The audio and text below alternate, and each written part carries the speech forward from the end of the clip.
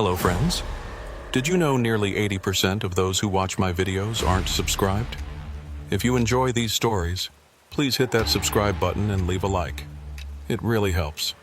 Thank you for being here. By the way, where are you watching from? Let me know in the comments.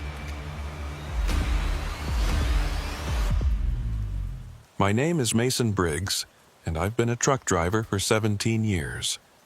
Over all these years, I thought I'd seen everything you could possibly encounter on the road. Strange hitchhikers, dangerous weather conditions, drunk drivers at 3 in the morning, accidents I narrowly escaped. I thought I knew what loneliness meant, the true meaning of isolation while traveling on endless highways with only your thoughts and the hum of the engine for company. I was wrong. This happened in January 2019. I was transporting industrial machine parts from Portland, Oregon, to a distribution center outside Bakersfield, California. It wasn't a very enjoyable job, but the pay was good, and the company I worked for treated me well.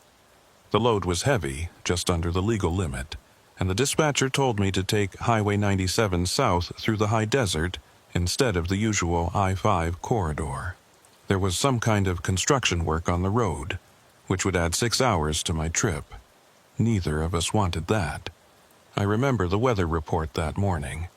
Clear skies, cold but manageable. The kind of winter day in the Northwest that makes you grateful you're not stuck in some East Coast blizzard. I loaded up on coffee at a truck stop in Salem, grabbed a couple of those questionable gas station burritos that would either keep me going or kill me by nightfall, and hit the road around 7 in the morning. The first few hours were uneventful. I-5 was its usual self, busy but moving, and I made good time getting out of the Willamette Valley. When I merged onto 97 near Weed, the traffic thinned out considerably. That's one thing I've always liked about the desert routes. You get a sense of space out there, a feeling that you're really traveling somewhere instead of just sitting in a metal box surrounded by other metal boxes. By early afternoon, I was well into the high desert. The landscape had changed from the green forests of Oregon to the brown and beige emptiness of the interior. Sagebrush, scattered juniper trees, and not much else. The sky was that pale winter blue that seems to go on forever, and I had the road mostly to myself. A few passenger cars passed me going north, and I overtook a couple of RVs driven by retirees heading south to escape the cold. But for the most part, it was just me and the Peterbilt. I've always been comfortable with solitude. Some guys in this business, they can't handle the quiet. They need the CB radio going constantly, or they're on their phones talking to someone every chance they get. Not me. I grew up in rural Montana, and I learned early on that silence isn't something to be afraid of. It's just the absence of noise, nothing more. But there's different kinds of silence, I've learned. There's the comfortable silence of a quiet morning, and then there's the other kind. The kind that feels wrong somehow, like the air itself is holding its breath. I didn't notice it at first. Somewhere around 3 in the afternoon, I passed through the tiny town of Likely, which is barely a wide spot in the road. A gas station, a few houses, and not much else. I topped off the tank even though I had plenty of fuel because out here you take every opportunity to fill up. The attendant was a young guy, maybe early 20s, and he seemed eager to talk. "Heading south?" he asked, which was obvious given the direction I'd pulled in from. "Bakersfield," I told him, swiping my company card. He nodded, then paused like he wanted to say something else. Finally, he asked, "You taking 97 the whole way or cutting over to 395? 97, I said. "Why?" He shrugged, but there was something in his expression I couldn't quite read. Just asking. "Weather's supposed to hold, so you should be fine." I thought it was a strange thing to say, but I thanked him and got back in the cab. I've learned not to read too much into what people say at gas stations. Everybody's got an opinion about which route is best, what the weather's going to do, or what truck stop has the best showers. Most of it's just talk. I pulled back onto 97 and kept heading south. The sun was starting to lower in the sky, and the shadows were getting longer. This was my favorite time of day for driving, actually. The light has a certain quality in the late afternoon, especially in winter, that makes everything look sharper and clearer.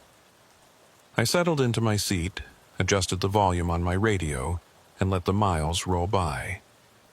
That's when I started to notice something odd. I'd been listening to a classic rock station out of Reno for the last hour.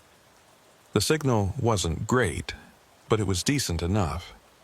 They were playing the usual stuff, Led Zeppelin and The Who and Lynyrd Skynyrd. Songs I'd heard 1,000 times before. But then, somewhere around 4:30, the station started to fade. That's not unusual in the high desert. Signals come and go, especially in the valleys between ridges. But what was strange was how it faded. It didn't just get weaker and fill with static the way stations usually do when you're losing signal. Instead, the music seemed to slow down, like someone was gradually reducing the speed on a record player. I reached for the dial, thinking maybe my radio was acting up. I switched to FM seek mode, and the tuner scanned through the frequencies. Nothing. Not even static. Just silence on every station. I tried AM next. Same thing. The tuner would scan through the entire band without picking up a single signal, not even the distant mumble of a talk radio show or a weather report. I told myself it was just the terrain. I was in a valley between two ridges, and the mountains were blocking the signals. It would come back once I got over the next rise. I turned the radio off and drove in silence, listening to the steady rumble of the engine and the hiss of the tires on the pavement. But the music didn't come back. 20 minutes later, when I was clear of any obvious obstacles, I tried the radio again. Still nothing. My phone, which I kept mounted on the dashboard for GPS, was showing no signal either. Not even one bar. I wasn't worried yet. Dead zones happen out here. You can drive for 50 miles sometimes without seeing a cell tower. The GPS would work off satellite anyway, so I'd still know where I was going. I glanced at the screen and saw the blue line of my route stretching south, with my position marked as a small arrow moving steadily along it. The road itself was empty. I hadn't seen another vehicle in almost an hour, which wasn't entirely unusual for this stretch, but it added to the sense of isolation. The sun was getting lower now, turning the sky a pale orange that made the shadows look almost black in contrast. The landscape was unchanging, mile after mile of sagebrush and dried grass, with the occasional rock formation breaking up the monotony. I checked my logbook. I'd been driving for about 9 hours, which meant I had another couple of hours before I'd need to take my mandatory rest break. I was making good time, and if everything went smoothly, I'd make it to Bakersfield by tomorrow afternoon with plenty of time to spare. That's when I saw the mile marker. It was the kind of thing you pass hundreds of times without really noticing. A small green sign with white numbers mounted on a post by the side of the road, but this one caught my eye because of the number on it. Mile 187. I'd passed mile 187 about 40 minutes ago. I was sure of it. I'd noticed it because that's the same number as the address of the house I grew up in back in Montana. It's funny how your brain will latch onto random details like that. I remembered seeing that marker and thinking briefly about my childhood home before my mind wandered on to other things. But now, here it was again. Mile 187. I slowed down, staring at the marker as I passed it. There was no mistake. It clearly read 187. I checked my GPS, but the screen had frozen on the last known position. The arrow still pointing south along 97, but not moving anymore. I told myself there had to be an explanation. Maybe they'd reused the numbers in different sections. Maybe I was more tired than I thought and had gotten confused. I'd been on the road for 9 hours straight, after all. The mind plays tricks when you're tired. I kept driving, watching the side of the road more carefully now. 5 minutes later, another mile marker appeared. Mile 187. My hands tightened on the steering wheel.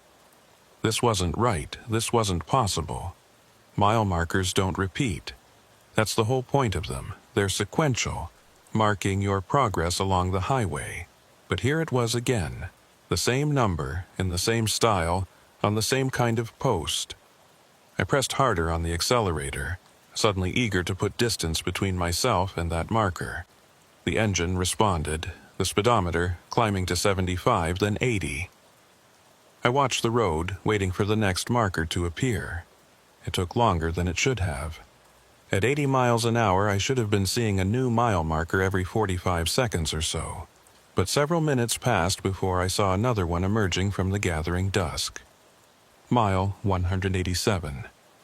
I don't scare easily. 17 years on the road, you see things that would shake most people. I've had brake failures on mountain passes. I've been run off the road by drunk drivers. I've driven through weather that made me question every decision I'd ever made. But I'd never felt the kind of cold, creeping dread that I felt looking at that mile marker. Something was wrong with this road. Something was fundamentally, impossibly wrong. I tried the radio again, more out of desperation than hope. The tuner scanned through the frequencies, finding nothing but silence. Then, just as it was about to cycle back to the beginning, it caught something. A faint signal, barely audible over the background hiss. I turned up the volume, straining to hear. It sounded like a voice, distant and distorted, speaking words I couldn't quite make out. I adjusted the tuner, trying to lock onto the signal, but it kept drifting in and out. Then, suddenly, it came in clear. A man's voice, calm and professional, like a radio announcer. 187, the voice said. Mile 187, mile 187. That's all it said. Just those words, repeated over and over in that same calm, measured tone. Mile 187, mile 187. I turned the radio off, my heart pounding.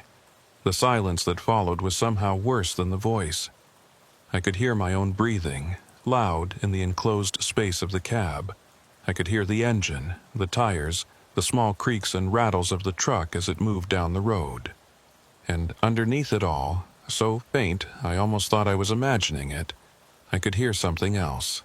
A sound like distant static, or wind, or voices speaking too quietly to understand. The sun was setting now, the sky fading from orange to deep purple. I'd need to turn on my headlights soon. I reached for the switch, and that's when I realized something else was wrong. The road ahead of me looked exactly like the road behind me. I don't mean it looked similar. I mean it looked identical. The same patches of asphalt, the same cracks, the same faded yellow center line.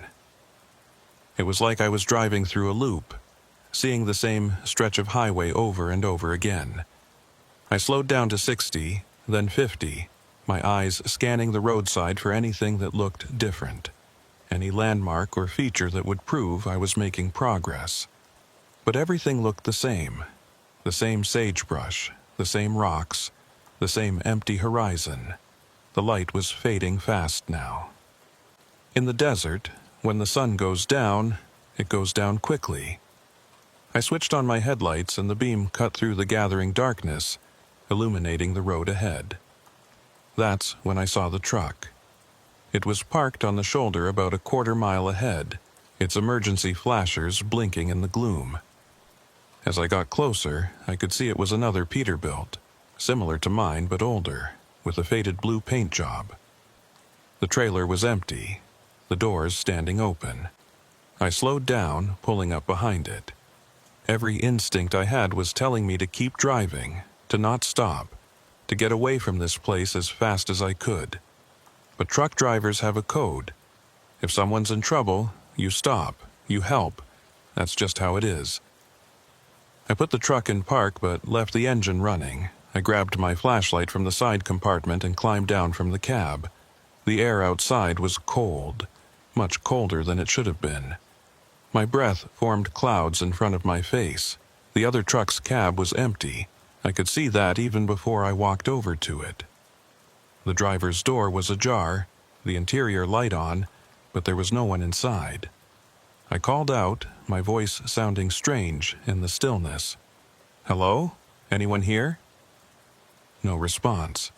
I walked around the truck, shining my flashlight on the ground, looking for any sign of where the driver might have gone. There were no footprints in the dirt beside the road, no indication that anyone had walked away from the vehicle. I climbed up onto the step and looked inside the cab. The keys were still in the ignition. A half-empty cup of coffee sat in the cup holder, still lukewarm to the touch. A paperback book lay open on the passenger seat, like someone had just set it down and stepped away for a moment.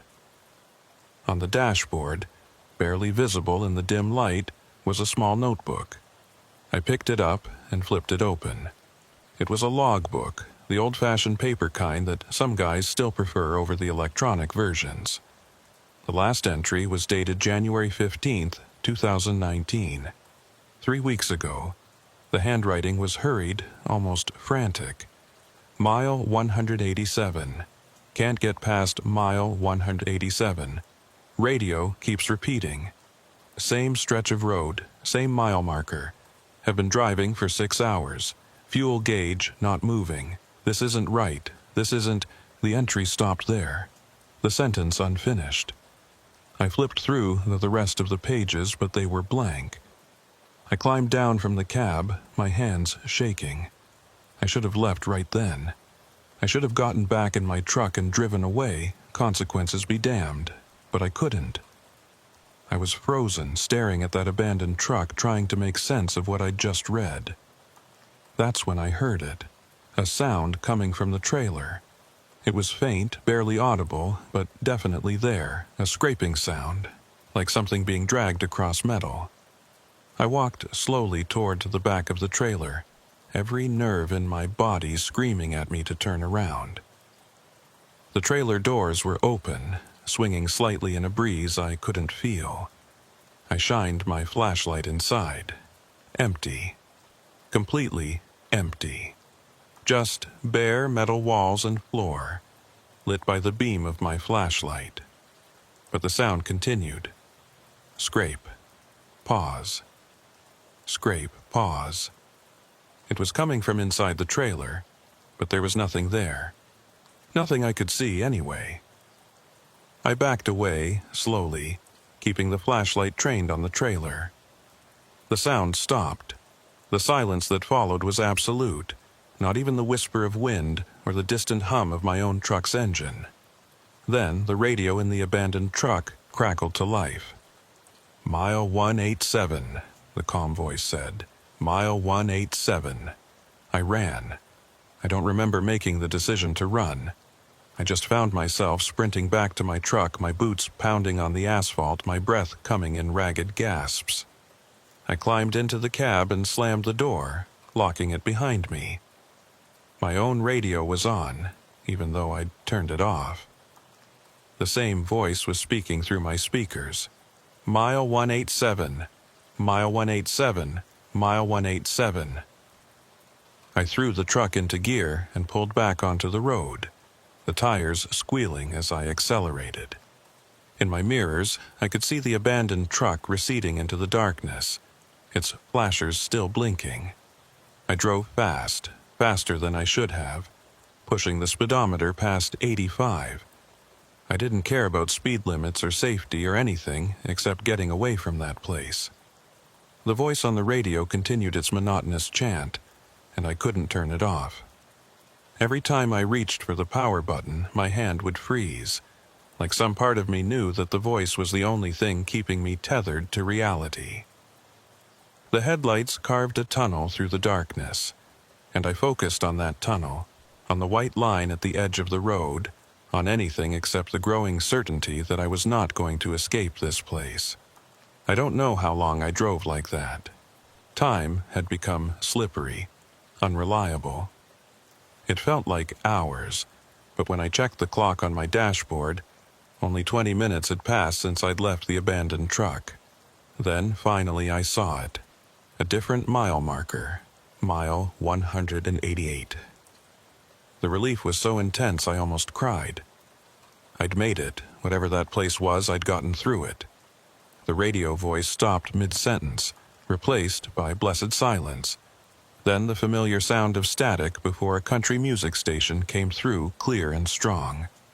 My phone chimed, the sudden sound making me jump. Signals flooding back. Text messages and missed calls downloading all at once. My GPS screen refreshed, showing my position moving steadily south along Route 97, right where I should be. I pulled over at the next town I came to, a little place called Alturas. I parked in the lot of a truck stop and just sat there for a while, my hands still gripping the steering wheel, trying to process what had just happened. I told myself it was fatigue. I'd been driving too long, and my brain had started playing tricks on me. The mile markers, the abandoned truck, the voice on the radio, all of it could be explained by exhaustion and stress. I'd heard stories of truckers hallucinating after long hauls. This was just that, nothing more. I went inside the truck stop and bought a cup of coffee. The cashier was a middle-aged woman with kind eyes, and just seeing another person, hearing her normal, everyday voice asking if I needed anything else, helped ground me back in reality. "You look like you've seen a ghost," she said, handing me my change. I tried to smile. "Just tired. Long day." She nodded sympathetically. "You be careful out there. These desert roads can mess with your head if you're not used to them." I thanked her and went back outside. The truck stop was quiet, just a couple of other rigs parked for the night. Normal. Everything was normal. I sat in my truck, drinking the coffee, and pulled out my logbook. I needed to record my hours, note my location, all the standard procedure. But when I looked at the log, something made me pause. According to my hours of service, I'd been driving for 11 hours. But according to the clock on my dashboard, only 9 hours had passed since I'd left Portland that morning. I was missing 2 hours. I stared at the numbers, checking and rechecking, but there was no mistake. The math didn't add up. Somewhere on that stretch of road near mile 187, I'd lost 2 hours. Or gained them. I couldn't tell which. I considered calling my dispatcher, but what would I say? That I'd driven through some kind of time anomaly. That I'd heard voices on the radio and seen an abandoned truck that shouldn't have been there. They'd think I was crazy. Hell, I thought I was crazy. So I did what any rational person would do. I decided to forget about it. I convinced myself that I'd made an error in my logbook, that I'd miscalculated somewhere. I finished my coffee, logged my rest break, and tried to get some sleep. But sleep didn't come easily. Every time I closed my eyes, I saw that mile marker, mile 187. And I heard that voice, calm and relentless, speaking words that shouldn't have meant anything but somehow meant everything. Mile 187. I gave up on sleeping around 2 in the morning. I figured I'd gotten enough rest to be legal, and I wanted to put more distance between myself and that stretch of road. I started up the truck and pulled back onto the highway, heading south. The rest of the trip was uneventful. I made it to Bakersfield the next afternoon, delivered my load, and picked up another one heading north. I drove back through California and Oregon, taking I-5 this time instead of Route 97. I told myself I'd never take that desert route again. But here's the thing that still keeps me awake at night. About a week after I got back home, I was talking to another driver at a truck stop in Portland. Older guy, been driving even longer than me. We got to talking about routes, and I mentioned that I'd been down through the high desert recently. "You take 97?" he asked. "Yeah," I said. "South of Likely." His expression changed, just a little, but I noticed. "You run into anything strange?" I hesitated, not sure how much to say. "Like what?" "Like a stretch of road that doesn't feel right, where the mile markers don't match up." My blood ran cold. "Mile 187? He nodded slowly. "So you saw it too. The dead signal mile, some guys call it. I've heard stories about it for years, but I always thought they were just stories. Until I drove through it myself about 5 years back."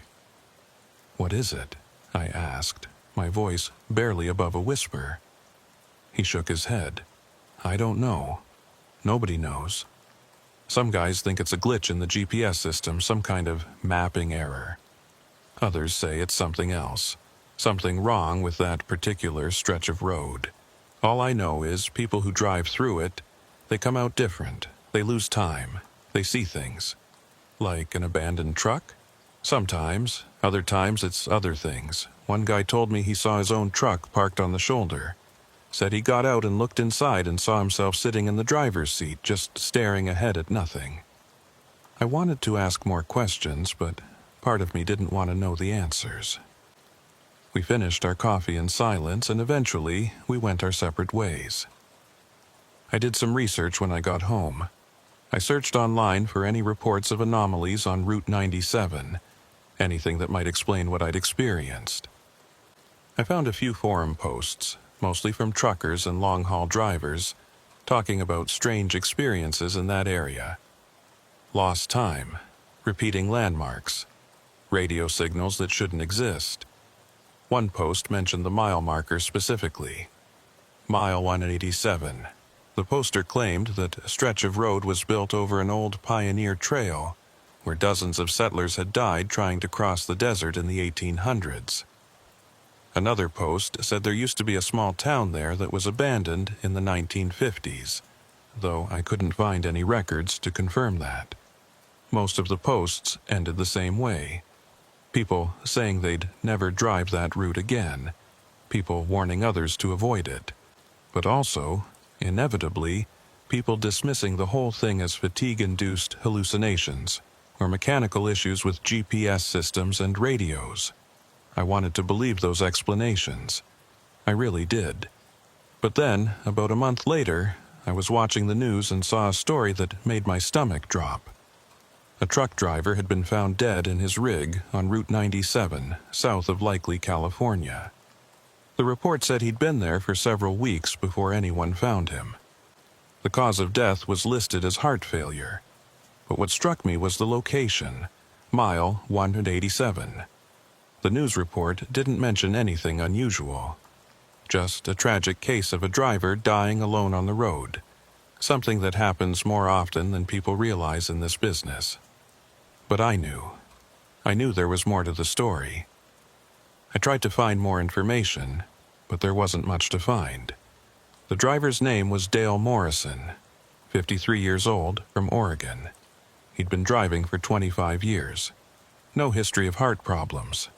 He was supposed to deliver a load to Bakersfield, but never showed up. I thought about that logbook I'd found in the abandoned truck. The frantic handwriting.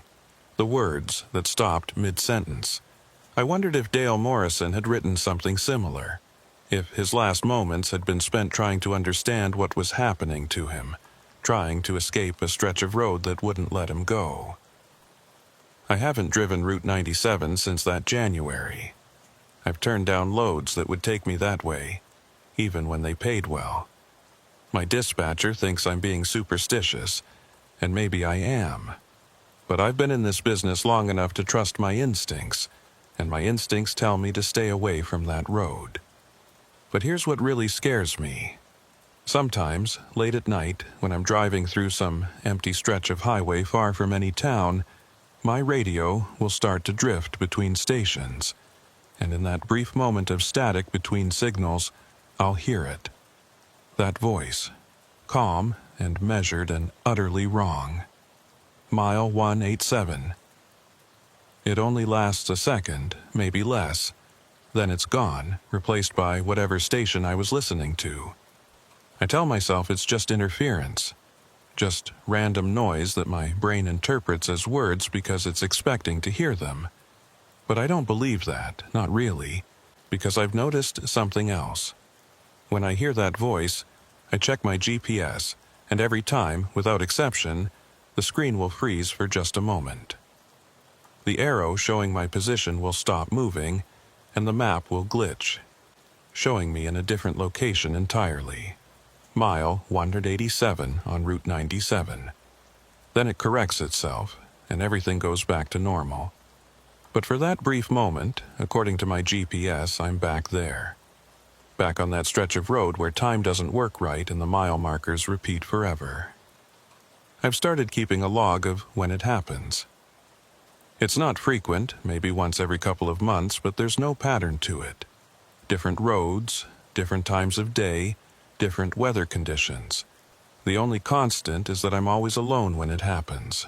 No other cars around, no towns nearby. Just me and the empty road. Last month it happened 3 times in 1 week. The voice is getting clearer too. I used to have to strain to hear it through the static, but now it comes through as clear as if someone was sitting right next to me, speaking directly into my ear. Mile 187. And then, just 2 days ago, something new happened. I was driving through Nevada, another desert route, but nowhere near Route 97. It was mid-afternoon, bright sunlight, not a cloud in the sky. My radio was off. I know it was off because I specifically remembered turning it off when I stopped for lunch. But then I heard it, that voice. Louder than it had ever been before, so loud it made me jump. Mile 187, you left something behind. My hands jerked on the wheel, and I nearly swerved into the other lane. I managed to correct, pulling over to the shoulder with my heart hammering in my chest. The radio was still off.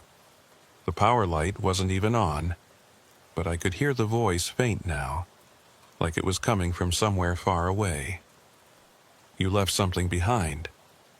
I sat there for a long time, staring at the radio, waiting for it to speak again. But it didn't. Eventually, I convinced myself I'd imagined it. Stress, lack of sleep, the mind playing tricks. But I can't stop thinking about those words. What did I leave behind?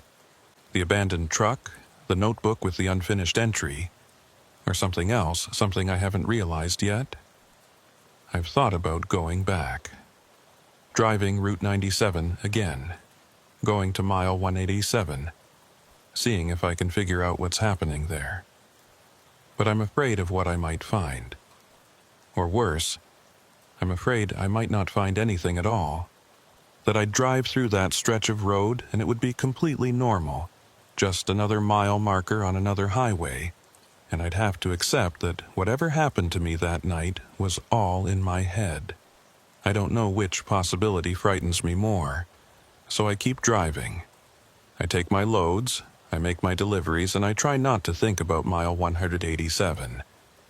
But it's always there in the back of my mind, like a splinter I can't quite work free. And sometimes, late at night, when I'm alone on some empty highway with nothing but the stars and the road stretching out ahead of me, I wonder if I ever really left that place at all. If maybe I'm still there, still driving through that endless loop, still passing the same mile marker over and over again. Mile 187, mile 187, mile 187. Maybe we're all there. All of us who drove through it. Maybe that's what the abandoned truck meant. Maybe Dale Morrison is still there too, still trying to find a way out. Or maybe, and this is what keeps me awake at night, maybe there is no way out. Maybe once that road gets its hooks into you, it never fully lets go. Maybe you carry it with you. A piece of that impossible place lodged somewhere in your soul, and every time you hear that voice, every time your GPS glitches to show mile 187, you're being pulled back there, inch by inch, mile by mile. I don't know. I wish I did. All I know is this. If you ever find yourself on Route 97 south of Likely and you see mile 187, don't stop. Don't slow down. Don't look too closely at the mile markers or listen too carefully to your radio. Just keep driving. Keep driving and pray you make it to mile 188. Because if you don't, if you get stuck in that dead signal mile like Dale Morrison did, like I almost did, you might never leave.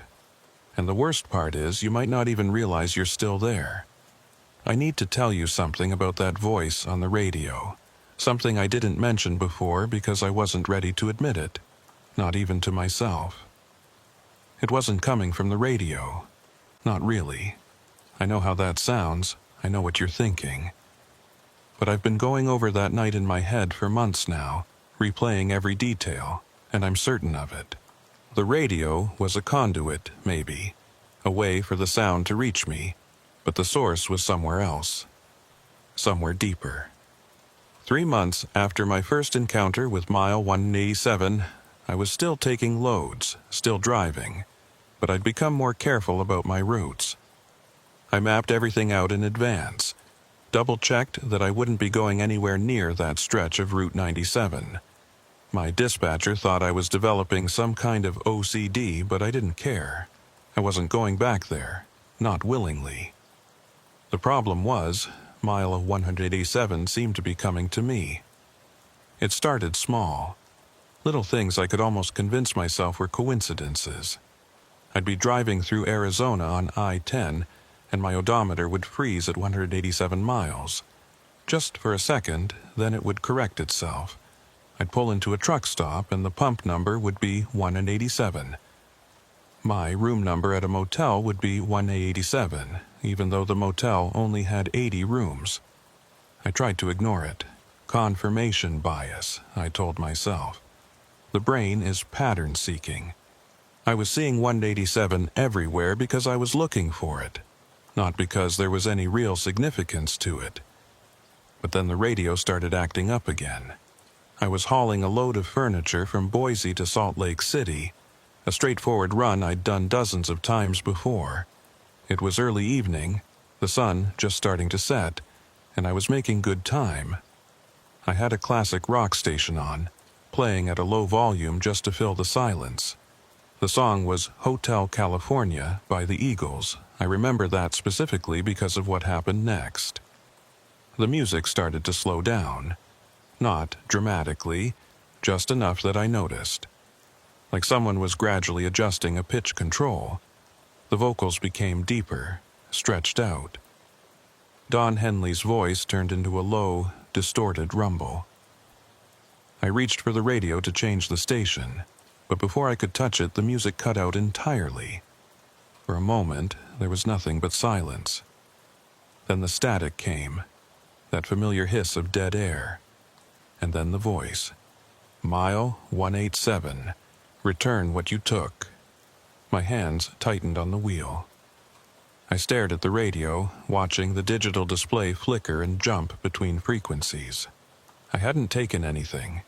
I'd barely stopped at mile 187, just long enough to check the abandoned truck and read that logbook. The logbook. My stomach went cold. The logbook. I'd taken the logbook from the abandoned truck. I'd brought it with me, thinking maybe I could use it to figure out what had happened to the driver, maybe help identify him somehow. It was sitting in my sleeper cabin right now, tucked into the side pocket of my duffel bag. Return what you took, the voice said again, and this time I could hear something underneath it. Another sound barely audible beneath the static. It sounded like wind, or rushing water, or maybe voices, many voices, all speaking at once. I changed lanes abruptly, pulling onto the shoulder. My heart was racing, my breath coming in short gasps. The radio continued to hiss with static, and underneath it, that chorus of voices grew louder. I twisted the volume knob to 0, then reached down and physically unplugged the radio from its power source. The display went dark. The static stopped, but I could still hear it, faint, distant, like it was coming from somewhere behind me. I turned in my seat, looking back at the sleeper cabin. The curtain that separated it from the cab was closed, and for a moment, I was absolutely certain that if I opened it, I would find something waiting for me. Not the logbook. Something else. I forced myself to get up, to pull back the curtain. The sleeper cabin was empty, of course. Just my duffel bag, my sleeping bag, a few personal items scattered around. Nothing out of the ordinary. I grabbed the duffel bag and pulled out the logbook. It looked the same as it had when I'd taken it. Worn, brown leather cover, pages yellowed with age. I flipped it open to the last entry, the one written in that frantic handwriting. Mile 187. Can't get past mile 187. Radio keeps repeating. Same stretch of road. Same mile marker. Have been driving for 6 hours. Fuel gauge not moving. This isn't right. This isn't... I read it again, more carefully this time. Something about the words bothered me, but I couldn't quite put my finger on what. Then I noticed it. The handwriting wasn't the same throughout the entry. The first few lines were neat, controlled, but as the entry went on, the handwriting deteriorated, becoming messier, more frantic. By the last line, it was barely legible. The letters pressed so hard into the paper that they'd almost torn through. But there was something else, something I hadn't noticed before. There was another line below the one I'd read. So faint, I'd missed it the first time, written in pencil instead of pen. Don't listen to the radio. I stared at those words, feeling ice water flood through my veins. Don't listen to the radio. That's what Dale Morrison had written, or whoever had been driving that truck. They'd figured something out, realized something important, and their last act before whatever happened to them had been to write that warning. Don't listen to the radio. I thought about unplugging my radio, leaving it disconnected, but I knew it wouldn't matter. The voice would find another way to reach me. It had already proven that. This wasn't about the radio itself. It was about something else, something I was only beginning to understand. I sat there on the shoulder of I-84, watching the sun sink below the horizon, trying to decide what to do. Part of me wanted to burn the logbook, destroy it, pretend I'd never found it. But another part of me knew that wouldn't solve anything. The connection had already been made. Taking the logbook had been just the final link in a chain that had started the moment I drove through mile 187. A semi roared past me, the blast of wind rocking my truck. I watched its taillights recede into the distance, envying the driver. They were just going about their business, hauling their load, thinking about nothing more complicated than making their delivery on time and finding a decent meal. I used to be like that. Before mile 187. I decided I needed to talk to someone who might understand. I pulled out my phone and scrolled through my contacts until I found the number for Carl Atwood, the older driver I'd talked to at the truck stop in Portland. He'd mentioned experiencing something similar on Route 97. If anyone could help me make sense of this, it would be him. The phone rang 4 times before he picked up. Yeah? His voice was rough, cautious. Carl, it's Mason Briggs. We talked about... I remember, he said, cutting me off. There was a long pause. You're calling about mile 187. How did you know? Because you wouldn't be calling otherwise. What happened? I told him everything. The abandoned truck, the logbook, the voice on the radio, the numbers following me, the message telling me to return what I'd taken. When I finished, there was another long silence. You still have the logbook? Carl asked finally. Yeah. Get rid of it. What? Get rid of it, he repeated, more forcefully. Burn it, bury it, throw it in a river, I don't care, but get it away from you as soon as possible. Carl, what is this? What's happening? He sighed, a sound of exhaustion and resignation. I don't know exactly what it is, but I know that place, That stretch of road, it's not right. It's not like other dead zones. It's more than just bad cell reception. It's a hole, Mason, a hole in the world. And sometimes things fall through and sometimes things come out. What kind of things? I don't know. But whatever's there, it doesn't like being disturbed. When you took that logbook, you took something that belonged to it, something it wants back. What happens if I don't give it back? Another pause. When Carl spoke again, his voice was barely above a whisper. You ever wonder what happened to all those truckers who've gone missing over the years? The ones who just vanish without a trace? Their trucks found abandoned on some lonely stretch of highway? I felt my mouth go dry. I think mile 187 is hungry, Carl said. I think it takes people, and I think it's been doing it for a long time. And I think the only reason you got away is because you left before it could really get its hooks into you. But now you've given it something to hold on to. That logbook is a link, Mason, a connection. And as long as you have it, that place can reach you. Then I'll take it back, I said. I'll drive back to mile 187 and leave it there. No. Carl's voice was sharp. Don't go back there. Whatever you do, don't go back. That's exactly what it wants. It's baiting you, trying to get you to return. If you go back, you won't leave, not like before. Then what do I do? Get rid of the logbook some other way, anywhere but there.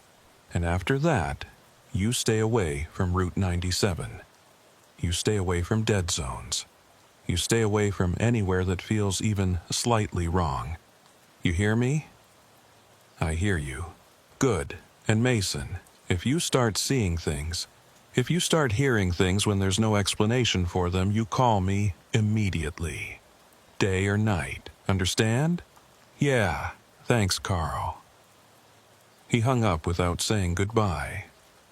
I sat there holding my phone, staring at the logbook in my other hand. Part of me wanted to follow Carl's advice immediately, to pull over at the next rest stop and throw the damned thing in a dumpster. But another part of me was curious. What was it about this particular logbook that made it important? What had Dale Morrison known or seen that made whatever inhabited mile 187 so desperate to keep it?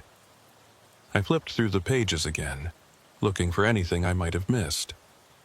Most of it was standard logbook entries, dates, times, locations, cargo details.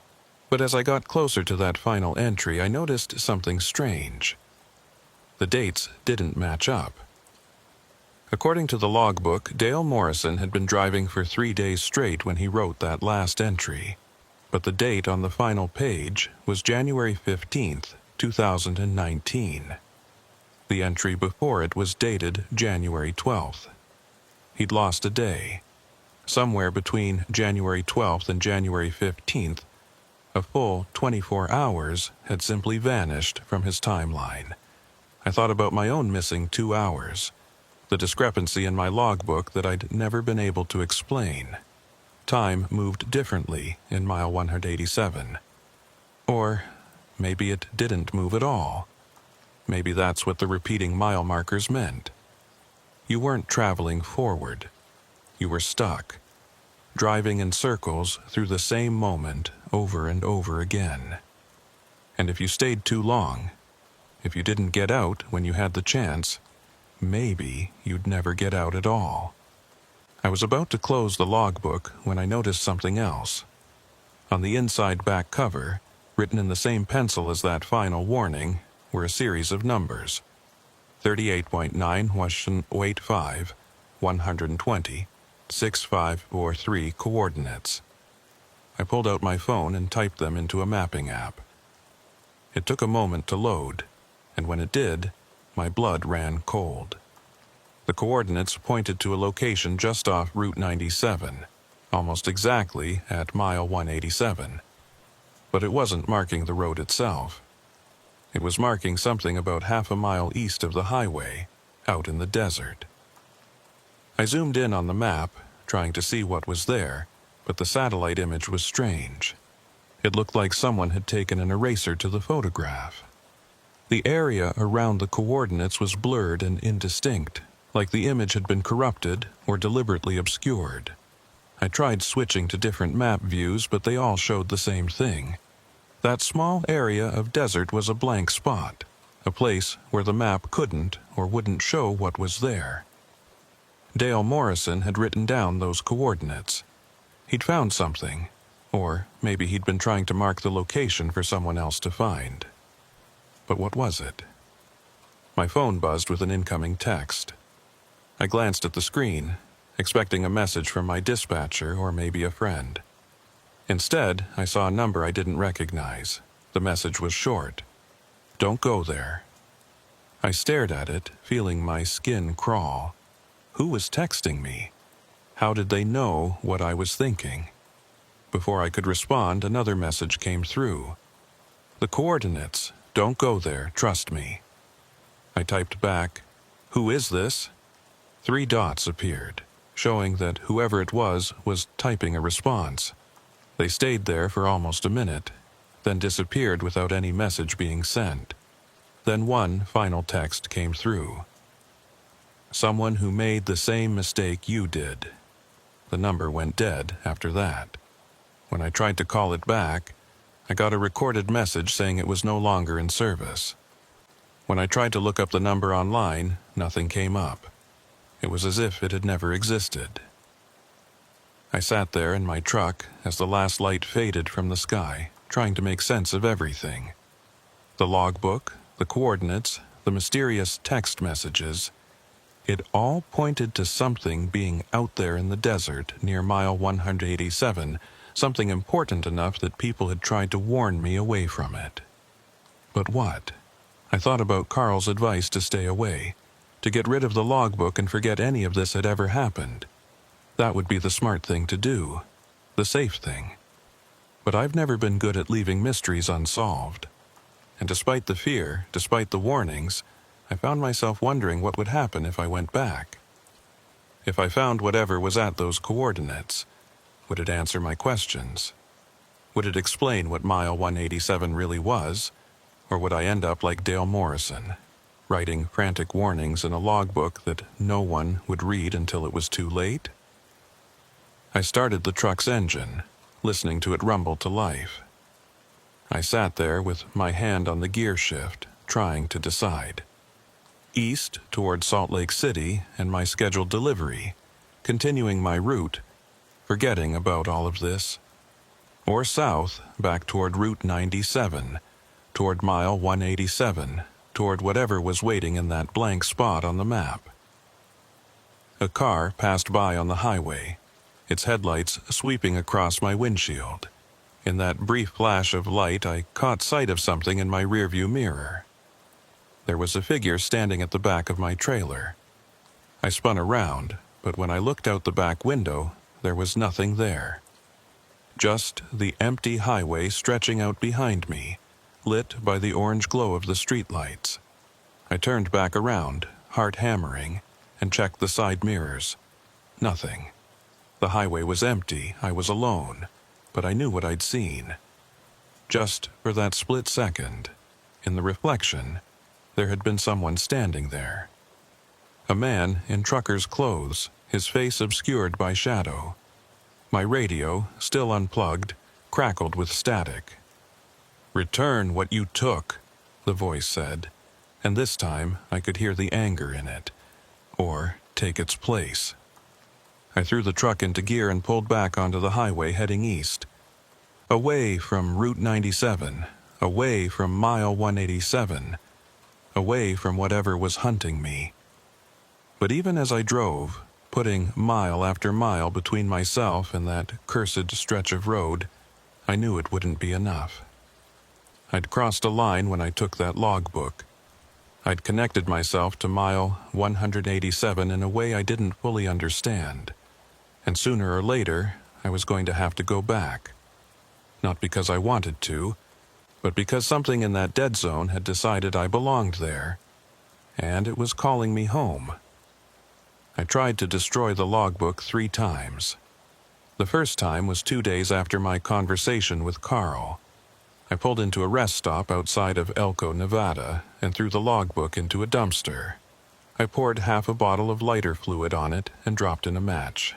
I watched it burn, the pages curling and blackening, Dale Morrison's frantic handwriting disappearing into ash. I felt relieved, lighter, like I'd finally cut the connection between myself and that cursed stretch of highway. That feeling lasted exactly 4 hours. I was driving through the darkness on I-80, making my way toward Reno, when my GPS started acting up. The screen flickered, the route lines disappearing and reappearing. Then, without warning, the display changed completely. It was showing Route 97, showing mile 187. And according to the GPS, I was there.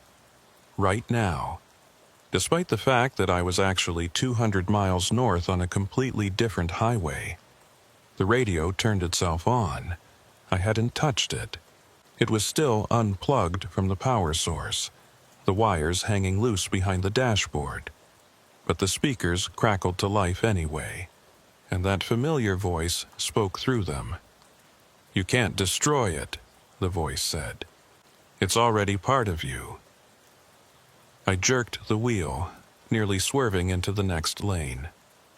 The GPS flickered again, and when it stabilized, it was showing my actual location on I-80. The radio went silent, but when I pulled over and checked my sleeper cabin, the logbook was there, sitting on my duffel bag, exactly where it had been before I'd thrown it away, completely intact. No burn marks, no smell of lighter fluid. Just the same worn brown leather cover and yellowed pages. I picked it up with shaking hands and flipped to the last entry. The words were the same, but there was something new written at the bottom of the page, in handwriting that looked uncomfortably similar to my own. "You can't leave until you understand." The second time I tried to get rid of it was in Winnemucca. I drove to a bridge over the Humboldt River and threw the logbook into the water. I watched it sink beneath the surface, carried away by the current. I found it in my truck 3 hours later. The third time, I took it to a truck stop and asked the attendant to mail it to an address I made up. I watched him put it in an envelope, watched him put the envelope in the outgoing mail bin. I even tipped him $20 to make sure it got processed that day. It was back in my sleeper cabin before I reached the Nevada state line. That's when I finally accepted what Carl had been trying to tell me. The logbook wasn't just a physical object anymore.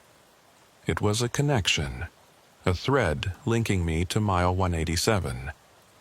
And as long as that connection existed, I would never be free of it. I needed to understand what was at those coordinates, what Dale Morrison had found out there in the desert. It took me 3 weeks to work up the courage to go back. 3 weeks of driving my normal routes, trying to pretend everything was fine, all while the logbook sat in my truck like a ticking bomb. 3 weeks of hearing that voice on the radio, seeing that figure in my mirrors, feeling the weight of mile 187 pulling at me like gravity. Finally, on a cold morning in late February, I made my decision. I called my dispatcher and told him I needed a week off for personal reasons. Then I loaded up my truck with supplies, water, food, a full tank of gas, and a few items I thought I might need for whatever I was about to find. I also brought a camera. If I was going to do this, I wanted proof, documentation, something that would help me make sense of what I was about to experience. The drive to Route 97 took most of the day. I approached from the north this time, taking secondary highways to avoid the major interstates. I didn't want any distractions, didn't want to give myself any excuse to turn back. As I got closer, the landscape became more desolate. The towns grew smaller and farther apart until there was nothing but empty desert stretching out in all directions. The sky was overcast, a flat gray that made the world look washed out and faded. I reached Route 97 just as the sun was setting. I'd timed it that way deliberately. I didn't want to approach mile 187 in the darkness, but I also didn't want to be there during the brightest part of the day. Something about dusk felt right for this. Appropriate. As I drove south on 97, I paid close attention to the mile markers. They counted up normally at first. Mile 180, mile 181, mile 182. Everything proceeding exactly as it should. Then I saw mile 187. This time, I was ready for it. I'd prepared myself for the repetition, for the sense of wrongness. But what I wasn't prepared for was how it would feel different than before. Last time, the dead zone had felt almost predatory, like something was watching me, hunting me. This time, it felt expectant, like it had been waiting for me to return. My radio stayed silent. My GPS continued to function normally. There was no voice, no warnings, no glitching displays. If I hadn't known better, I might have thought this was just an ordinary stretch of highway. But I did know better. And I knew that this calm was worse than any overt threat. This was the dead zone welcoming me back. I slowed down, watching the shoulder for a place to pull off. The coordinates Dale Morrison had written down pointed to a location about half a mile east of the highway. I'd need to leave the truck and hike out there. I found a spot where the shoulder widened slightly and pulled over. I left the engine running. The last thing I wanted was to be stranded out here with a dead battery, and gathered my supplies. Flashlight, water, the camera, and the logbook. I hesitated over the last item, but in the end I brought it with me. It had led me here. I might need it to understand what I was about to find. The desert was quiet as I climbed down from the truck. No wind, no animals, no sound except my boots on the gravel. The air had a strange quality to it, thick and heavy despite the coolness of the evening. It reminded me of how the air feels right before a thunderstorm, charged with potential energy. I checked my phone's compass and started walking east, away from the highway. The ground was rough, covered in scrub brush and loose rocks. I moved carefully, watching my footing, sweeping my flashlight beam back and forth across the terrain. I'd been walking for about 10 minutes when I noticed something strange. The GPS on my phone was having trouble maintaining a fix. My position kept jumping around, sometimes showing me miles away from where I actually was, sometimes showing me as standing right on Route 97, despite the fact that I could still see the highway in the distance behind me. I consulted the compass instead, trusting the magnetic needle more than the satellite signals. East. Just keep going east. After another 15 minutes, I saw it. At first, I thought it was just a trick of the fading light. A shadow, maybe, or a particularly dark patch of ground. But as I got closer, I realized it was something else entirely. There was a depression in the desert floor. A roughly circular area, maybe 30 feet across, where the ground seemed to have sunk down about 6 inches below the surrounding terrain. The dirt inside the depression was darker, almost black, and nothing grew there. No sagebrush, no grass, not even weeds. It looked like a burn mark, like something had scorched the earth so thoroughly that nothing would ever grow there again. I approached slowly, feeling that same sense of wrongness I'd felt at mile 187. The air was colder here, and I could see my breath misting in front of my face. My flashlight beam seemed weaker somehow, like the darkness was thicker here, harder to penetrate. I stepped into the depression, and immediately felt a wave of vertigo wash over me. The ground felt unstable beneath my feet, like I was standing on something soft and yielding instead of solid earth. In the center of the depression was a hole. It wasn't large, maybe 2 feet across, but it was deep. I shined my flashlight down into it, but the beam didn't penetrate far before being swallowed by absolute darkness. I couldn't see the bottom. I knelt down next to the hole, trying to understand what I was looking at. The edges were perfectly smooth, almost glassy, like the earth had been melted rather than dug. The air coming up from below was cold and carried a smell I couldn't identify. Something between ozone and decay.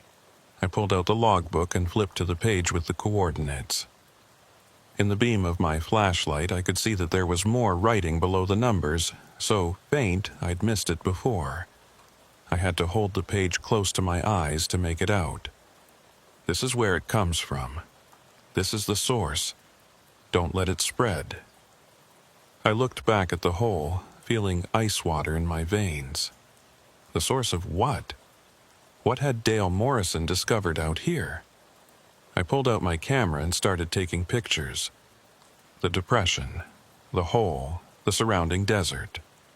I documented everything, trying to create a record that someone else could find when, something happened to me. That's when I heard the sound. It was faint at first, barely audible over my own breathing. A kind of static sound, like white noise coming from the hole. I leaned closer, trying to hear better, and realized it wasn't just static. There were voices in it. Many voices, all speaking at once, their words overlapping and blending together into an incomprehensible wall of sound. I pulled back, my heart racing. The voices continued, growing slightly louder. I could almost make out individual words now. Numbers, mostly. Coordinates, mile markers, times, dates, all jumbled together in a constant stream. And underneath it all, that familiar voice. Mile 187, mile 187, mile 187. I stood up, backing away from the hole. This was a mistake. I shouldn't have come here. Carl had been right. Whatever this place was, it wasn't meant to be found. Wasn't meant to be disturbed. The voices grew louder, more distinct, and I realized with growing horror that I recognized some of them. There was Dale Morrison's voice saying the same words over and over. This isn't right, this isn't right, this isn't right. There was another voice, unfamiliar, but speaking in the cadence of a CB radio transmission. Breaker, breaker. I'm stuck at mile 187. I can't get past mile 187. Is anyone there? And there were others. Dozens of them, maybe hundreds. All of them truckers, all of them describing the same experience. Getting stuck at mile 187, losing time, hearing voices, seeing things that shouldn't be there. They were all still there, all still trapped, their voices bleeding through from whatever place they'd fallen into. I turned to run, but something made me stop. A new voice had joined the chorus. This one was different, clearer, more present. It was Carl Atwood. "Mason," his voice called out from the hole. "Mason, is that you? I'm stuck. I can't get out. I've been driving for days, but I'm still at mile 187. You have to help me. You have to—" "No," I said out loud, backing away. "No, that's not possible. I just talked to Carl. He's fine. He's not—" "That was weeks ago," Carl's voice said. And I realized it was true. It had been weeks since I'd talked to him. I'd been so focused on planning this trip that I hadn't even thought to check in. "I came back, Mason. I came back to mile 187 because I thought I could help. I thought I could figure out what this place was. But I was wrong. It's a trap. It's always been a trap. And now I'm—" His voice dissolved into static, joining the chorus of other voices in the hole. I ran. I didn't think, didn't look back, just ran as fast as I could back toward the highway. Behind me, I could hear the voices growing louder, spilling out of the hole, filling the desert with their desperate cries. I didn't know if they were real or hallucinations, if Carl was really trapped at mile 187, or if the dead zone was just using his voice to get to me. I didn't care. I just needed to get away. I reached my truck and threw myself into the cab, slamming the door behind me. I threw it into gear and pulled back onto the highway, tires squealing on the asphalt.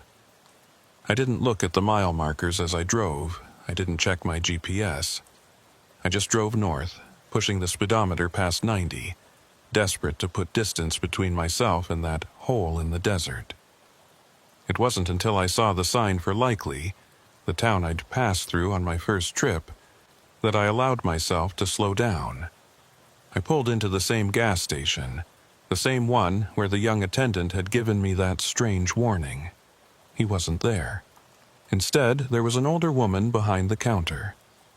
When I went inside to pay for gas, she looked at me with an expression I couldn't quite read. "You look like you've seen something you shouldn't have," she said. I tried to laugh it off. Just tired, long day. She shook her head. "No, I know that look. You went out to the dead zone, didn't you? Out to mile 187? I froze. "How do you—" "Because people come through here all the time," she said. "Truckers, mostly. They hear stories about mile 187, and they get curious. They want to see it for themselves. Some of them come back, some of them don't." "What is it?" I asked. "What's out there?" She was quiet for a long moment. Finally, she said, "My husband was a trucker, drove Route 97 for 30 years. He told me once that the desert is full of thin places. Places where the world isn't as solid as it should be, where something else can bleed through. Something else. He didn't know what to call it. Maybe it doesn't have a name. Maybe it doesn't need one. All he knew was that mile 187 was the thinnest place he'd ever found. A spot where reality got so thin you could fall right through if you weren't careful. He disappeared 10 years ago," she said. "Was supposed to make a run to Bakersfield, never arrived. They found his truck on the shoulder at mile 187. Empty. Keys still in the ignition. No sign of where he'd gone." I felt sick. "I'm sorry," she shrugged. "I'm used to it now. But I'll tell you what I tell everyone who comes through here with that look in their eyes. Whatever you saw out there, whatever you heard, you need to forget about it. Don't go back. Don't talk about it.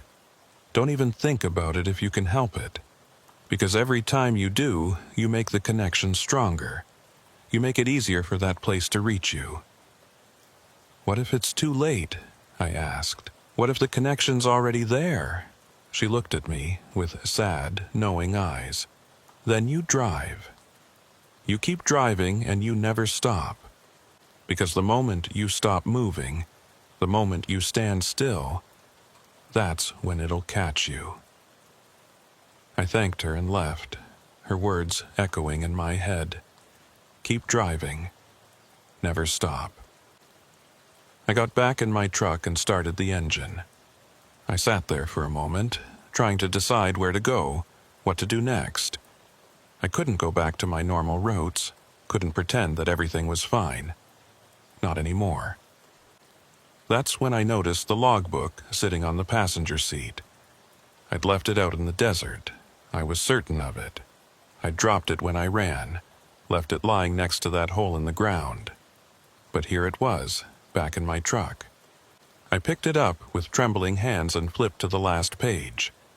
There was new writing there, in that same handwriting that looked too much like my own. "You can't run forever."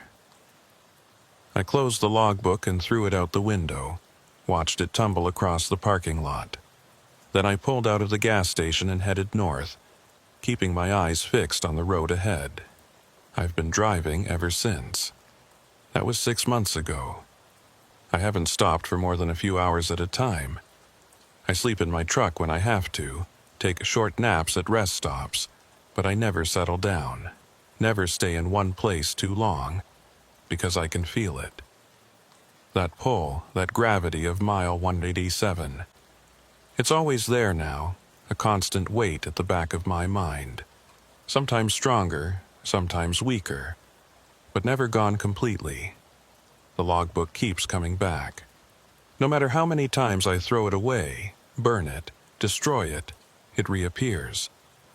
New pages are being added now, entries I don't remember writing, but that are definitely in my handwriting. I'm losing time again. Hours at first, then days. I'll look at my watch and realize that I've been driving for 16 hours straight, but can only account for 10 of them. I'll check my GPS and see that I've covered 300 miles, but only remember the last 100. And the voices on the radio are getting clearer, more insistent. I hear them even when the radio's off, even when I'm outside the truck. They're calling to me, telling me to come back, to return to mile 187, to finally understand what's waiting there. Sometimes I see other trucks on the highway, and I wonder if they're real or if they're echoes. Ghosts of other drivers who got trapped in the dead zone and are still driving, still trying to escape. I've tried calling Carl's number, but it's been disconnected. I've tried searching for news about him, but there's nothing. It's like he never existed. Or maybe he did exist, but he's been erased somehow. Written out of the world the same way he was written out of mile 187.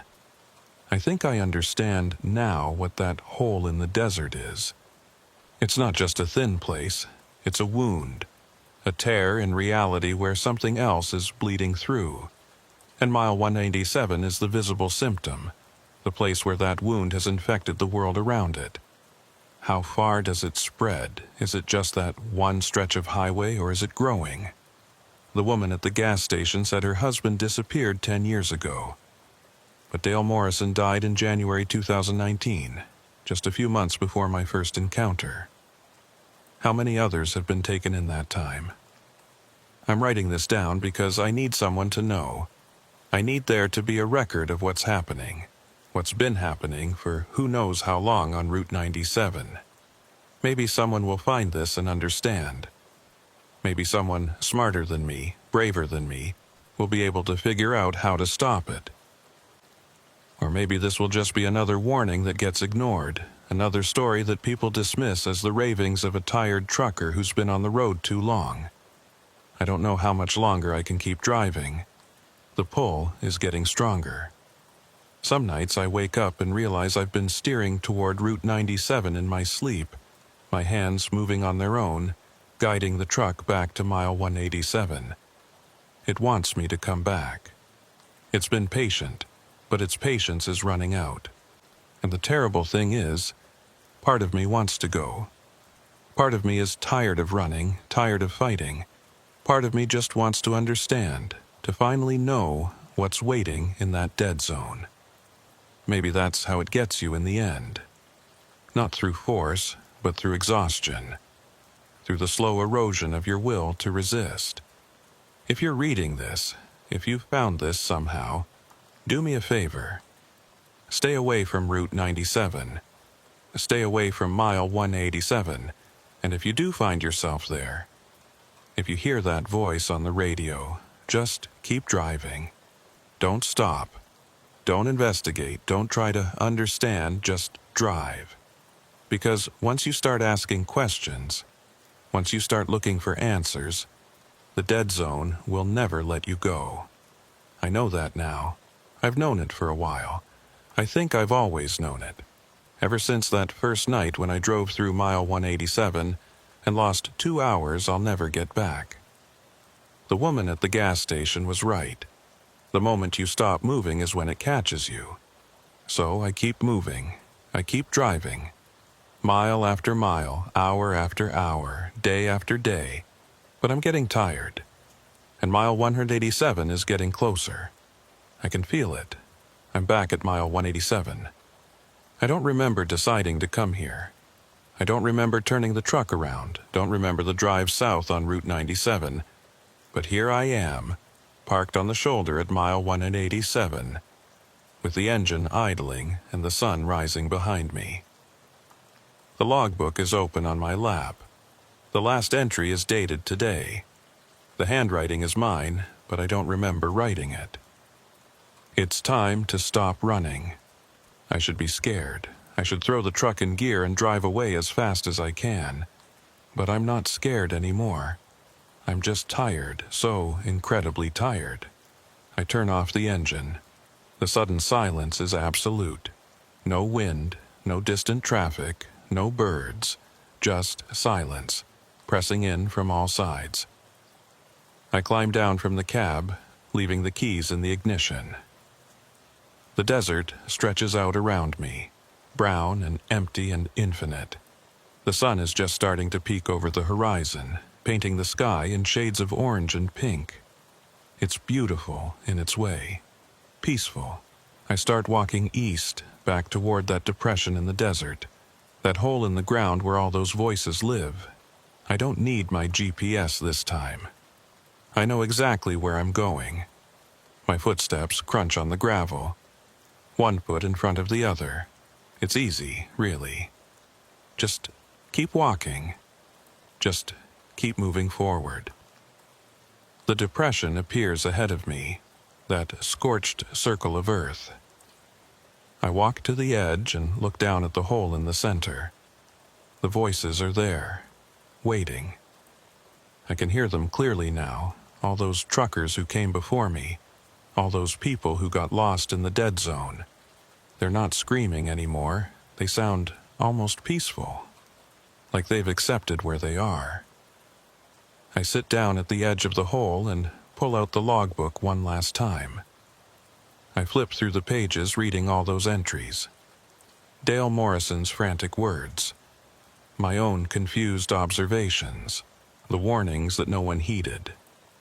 On the last page, I write one final entry. My hands are steady. The handwriting is clear and precise. To whoever finds this, Mile 187 isn't a place, it's a moment, a single moment, repeated forever. Once you're in it, you never leave. You just keep experiencing it, over and over, driving the same stretch of road, seeing the same mile marker, hearing the same voice on the radio. I don't know why it exists. I don't know what created it or what purpose it serves. Maybe it's a natural phenomenon, some quantum glitch in the fabric of reality. Maybe it's something else, something older and stranger than we can understand. It doesn't matter anymore. What matters is this. If you're reading this, if you've found this logbook, it means I'm already gone. It means I'm part of Mile 187 now, just another voice in the static. Don't try to help me. Don't try to figure out what happened.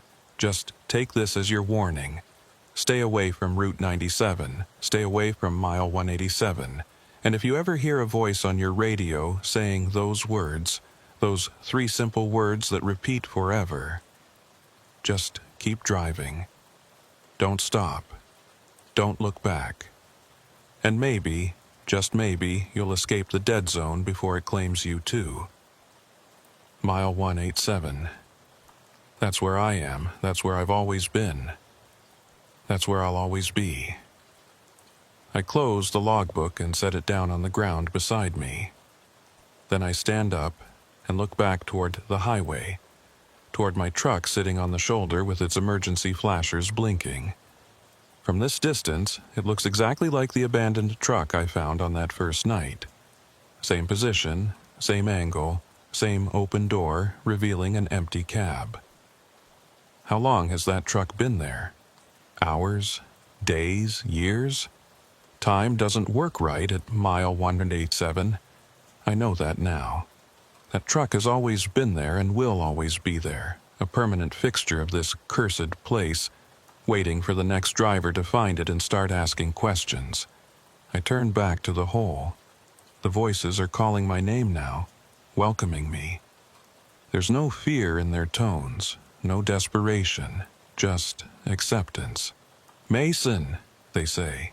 "Mason Briggs, we've been waiting for you. It's time to join us. It's time to stop fighting." I take a step closer to the edge of the hole. The ground feels soft beneath my feet, unstable. The darkness below is absolute, but I can see movement in it. Shapes forming and dissolving, patterns that my eyes can't quite focus on. "This is the source," Dale Morrison's voice says from the darkness. "This is where the dead zone begins. This is where we all end up, sooner or later. I think about Carl's warning, about the woman at the gas station, about all the people who tried to help me, who tried to keep me away from this place. They were right to be afraid, but they were wrong about one thing. You can't escape mile 187 by running. You can't escape it by destroying the logbook or changing your route or refusing to listen to the radio. Once it has you, it never lets go. It just bides its time, waiting for the moment when you're too tired to fight anymore, when the pull becomes too strong to resist. That moment is now. I close my eyes and take a step forward, into the hole, into the darkness where all those voices are waiting. The fall is longer than I expected. Or maybe it's not a fall at all. Maybe I'm not moving at all. Maybe I'm just standing on the edge of the hole, frozen in a single moment that will last forever. Mile 187. That's where I am. That's where I've always been. That's where I'll always be. The voices surround me now, welcoming me into their eternal chorus. I try to speak, to add my own voice to theirs, but the words won't come. Or maybe they do come, but they're lost in the static, indistinguishable from all the others. I understand now. I understand what Dale Morrison was trying to warn me about, what Carl couldn't explain, what that woman at the gas station had seen in her husband's eyes before he disappeared. Mile 187 isn't just a location. It's a state of being, a trap made of moments and miles and the space between radio signals. Once you're in it, you're always in it. You can drive away. You can put hundreds of miles between yourself and that stretch of highway, but you never really leave. You're always at mile 187. You always have been. You always will be. The darkness is complete now. I can't see anything, can't feel anything except the cold. But I can hear the voices, all of them, and I realize something that makes my blood freeze. They're not just voices of the past. They're voices of the future, too. Drivers who haven't come to mile 187 yet, who are still out there on the highways, thinking they're safe, thinking they're free. But they're already here. Just like I was always here, even before that first night when I drove through the dead zone. We're all here, all of us who have ever driven or will ever drive Route 97. Time doesn't exist at mile 187. It's all happening at once. Every truck that's ever been abandoned on this highway, every driver who's ever heard that voice on the radio, every mile marker that's ever repeated itself, it's all happening simultaneously in a single, eternal moment. And I'm part of it now. I try to remember what came before. My life, my roots, the years I spent on the road before mile 187. But the memories are fading, becoming static, dissolving into the chorus of voices. There's only one thing that remains clear, one thought that cuts through the darkness and the cold. If you're reading this, if you've somehow found this logbook, you're probably wondering if any of it's real. You're probably trying to rationalize it, to find an explanation that makes sense. Don't. Just know this. I'm writing this now, in this moment, from inside mile 187. And I'm also writing this 5 years from now, and 5 years ago, and every moment in between. Because time is broken here, and I exist in all of those moments at once. I'm in your radio static. I'm in the glitch on your GPS. I'm in the reflection in your mirror that doesn't quite match reality. And if you ever find yourself on Route 97, driving through the high desert, and you see a mile marker that repeats, or hear a voice on your radio that sounds familiar, or lose time that you can't account for, that's me. That's all of us. That's every driver who got trapped in the dead zone, trying to warn you, trying to help you escape the fate that we couldn't avoid. Listen to us. Drive faster. Don't stop. because Mile 187 is always hungry. And it's always waiting. 3 months later, a state trooper found an abandoned Peterbilt on the shoulder of Route 97, just south of Likely, California. The location was Mile 187. The keys were in the ignition, the engine was cold, and the cab was empty. On the passenger seat was a logbook, open to the last entry. The handwriting became increasingly erratic toward the end, the final lines barely legible. The trooper filed his report and had the truck towed to an impound lot. The logbook was cataloged as evidence and stored in a box at the sheriff's office. No one ever claimed the truck. The driver, Mason Briggs, was never found. His dispatcher reported that the last time anyone had heard from him was 3 months earlier, when he'd called to request time off. Cell phone records showed that his phone had been in the area of Route 97 around the time of his disappearance, but there were gaps in the data. Periods where his phone had no signal at all, dead zones that lasted for hours. The investigation was eventually closed due to lack of evidence. The sheriff's department concluded that Mason Briggs had probably wandered off into the desert and died of exposure, though they couldn't explain why he would have left his truck or where he might have been going. The logbook stayed in that evidence box for 2 years before it was finally cleared out during a records purge. Someone, no one remembers who, threw it in the trash. But if you're a trucker, if you drive the long hauls through the empty places, you might hear the story. You might hear about Mile 187, about the dead zone on Route 97, about the drivers who disappeared. Most people don't believe it. They say it's just an urban legend, a story truckers tell each other to pass the time on long drives. But sometimes, late at night, when you're driving through the desert with nothing but the road ahead and the darkness behind, your radio might pick up something. A voice in the static, barely audible, but unmistakably there. Mile 187.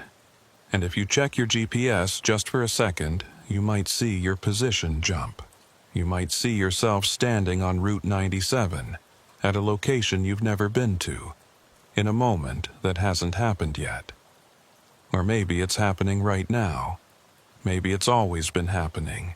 Maybe you've always been at Mile 187, and you just didn't know it yet. The trucker who found this logbook, who took the time to read it, who's reading these final words right now, you're already there. You're already part of it. Welcome home. Mile 187, we've been waiting for you.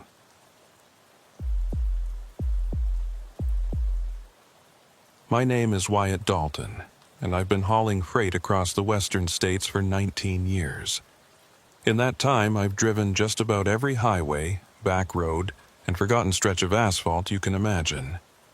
I know these routes like I know my own face in the mirror. Every curve, every grade, every place where the road narrows or the shoulder drops off. That's why what happened in March of 2018 shouldn't have been possible. I was running a load of agricultural equipment from Fresno, California, up to Boise, Idaho. It was a straightforward job, the kind I'd done 100 times before. Take Highway 99 north through the Central Valley, connect to I-5, then cut east on smaller highways through Oregon to reach Idaho. 2 days of driving, maybe less if the weather held and traffic was light. The first day went exactly as planned. I made it through California and into Oregon without incident. Stopped for the night at a truck stop outside Klamath Falls, got a decent meal and 6 hours of sleep. By the time I started driving again the next morning, I was feeling good. Alert, focused, ready to finish the run. The route I'd planned would take me through some pretty remote country in eastern Oregon. Not many people realize just how empty that part of the state is. Everyone thinks of Oregon as green and rainy, full of forests and mountains. And the western part is like that. But once you cross the Cascades and head east, it's a different world. High desert, sagebrush, long stretches of nothing punctuated by small towns that barely qualify as dots on a map. I prefer it that way, honestly. The solitude suits me. No traffic to worry about, no construction zones, no aggressive drivers trying to cut you off. Just you, the truck, and the road stretching out to the horizon. I left Klamath Falls around 6 in the morning, just as the sun was coming up. The air was cold but clear, the sky that pale blue that promises good weather. I grabbed coffee and a breakfast burrito at a gas station and headed east on Highway 140. The first few hours were uneventful. The landscape gradually changed from the pine forests around Klamath Falls to the more arid terrain of the high desert. The road rose and fell with the contours of the land, passing through valleys and over ridges. Traffic was light, just the occasional car or pickup truck going the opposite direction.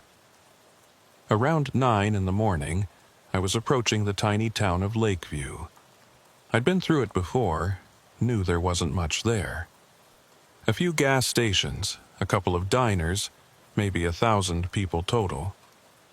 I wasn't planning to stop, but I checked my fuel gauge out of habit. 3/4 full. Plenty to make it to my next planned stop in Burns, another 100 miles or so to the north. I passed through Lakeview without incident and continued north on Highway 395. The road here was straight and flat, cutting through an ancient lake bed that had dried up thousands of years ago. To the east, I could see the Warner Mountains rising up from the desert floor. To the west, more desert, more emptiness. I had the radio on, scanning through stations. Out here, you don't get much. A country station from somewhere in Nevada, fading in and out. A religious station broadcasting from God knows where. Mostly just static. I eventually gave up and turned it off, content to drive in silence. That's when I noticed the mile markers weren't matching up with my GPS. It was subtle at first. According to my GPS, I should have been at mile marker 78. But the marker I passed said 82, 4 miles off. I frowned, wondering if I'd miscalculated somehow, or if the GPS had glitched. These things happen out in the desert where satellite reception can be spotty.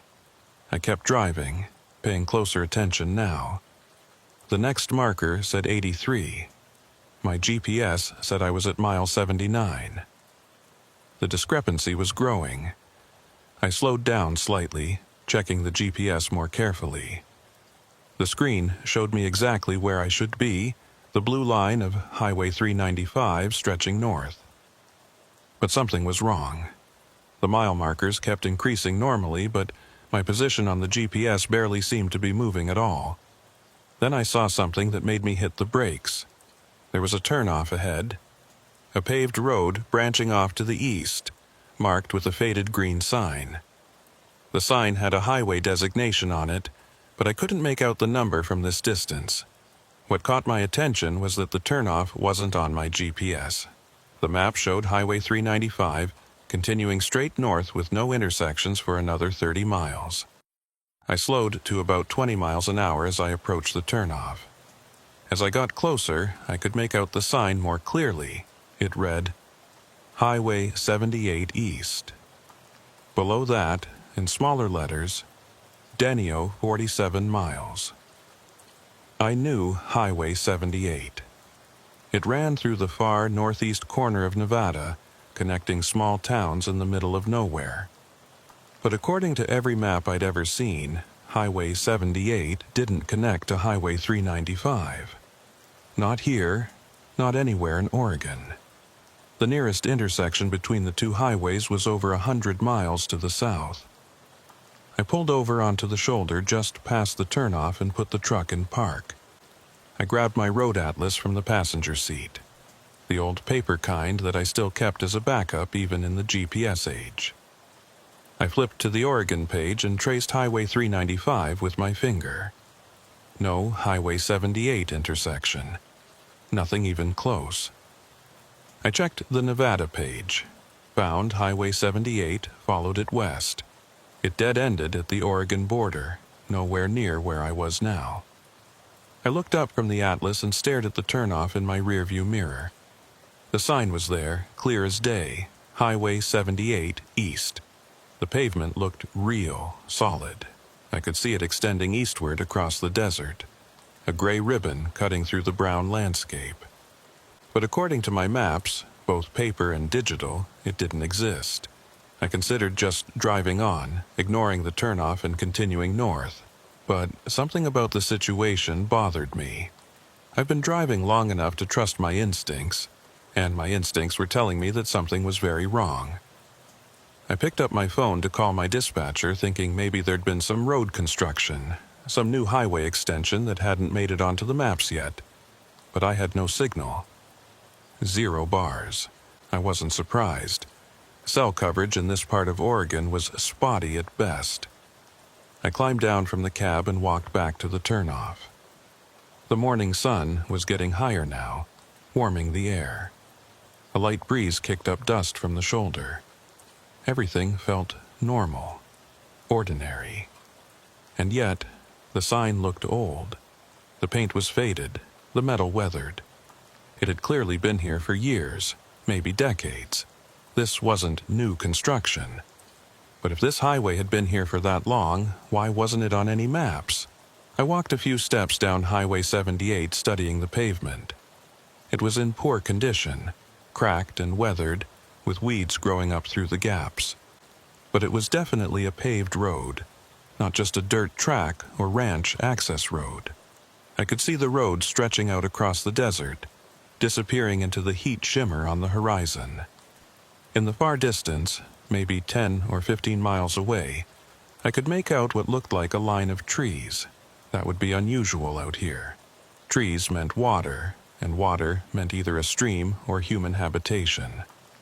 I stood there for a long time, maybe 10 minutes, trying to decide what to do.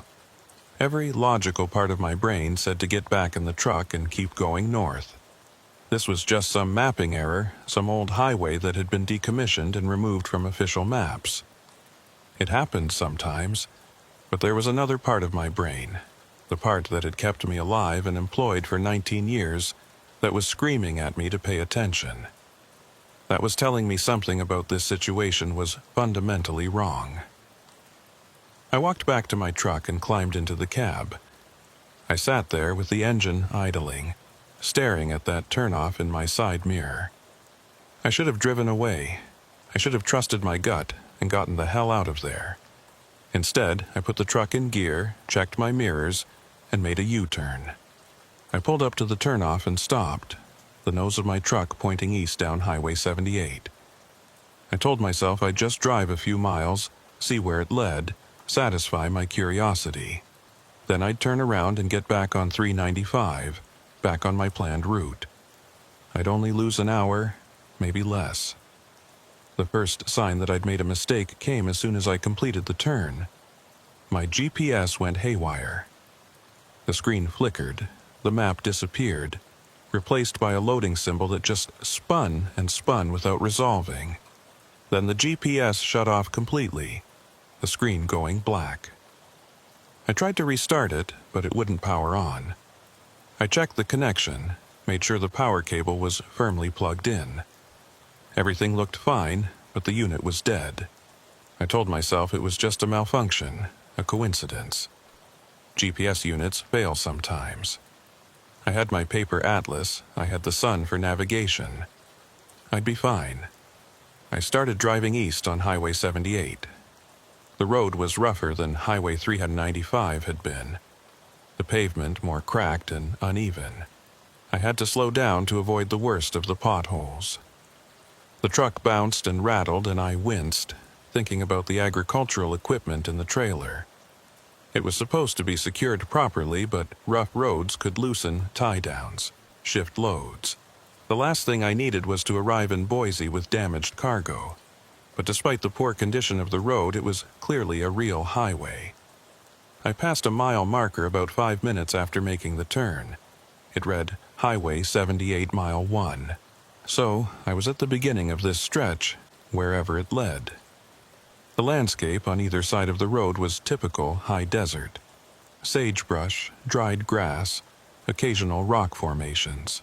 The mountains I'd seen from Highway 395 were now to my left, the north, gradually receding as I drove east. I checked my odometer, making a mental note of the mileage. I'd drive 10 miles, I decided. If I hadn't seen anything interesting or found an explanation for this unlisted highway by then, I'd turn around.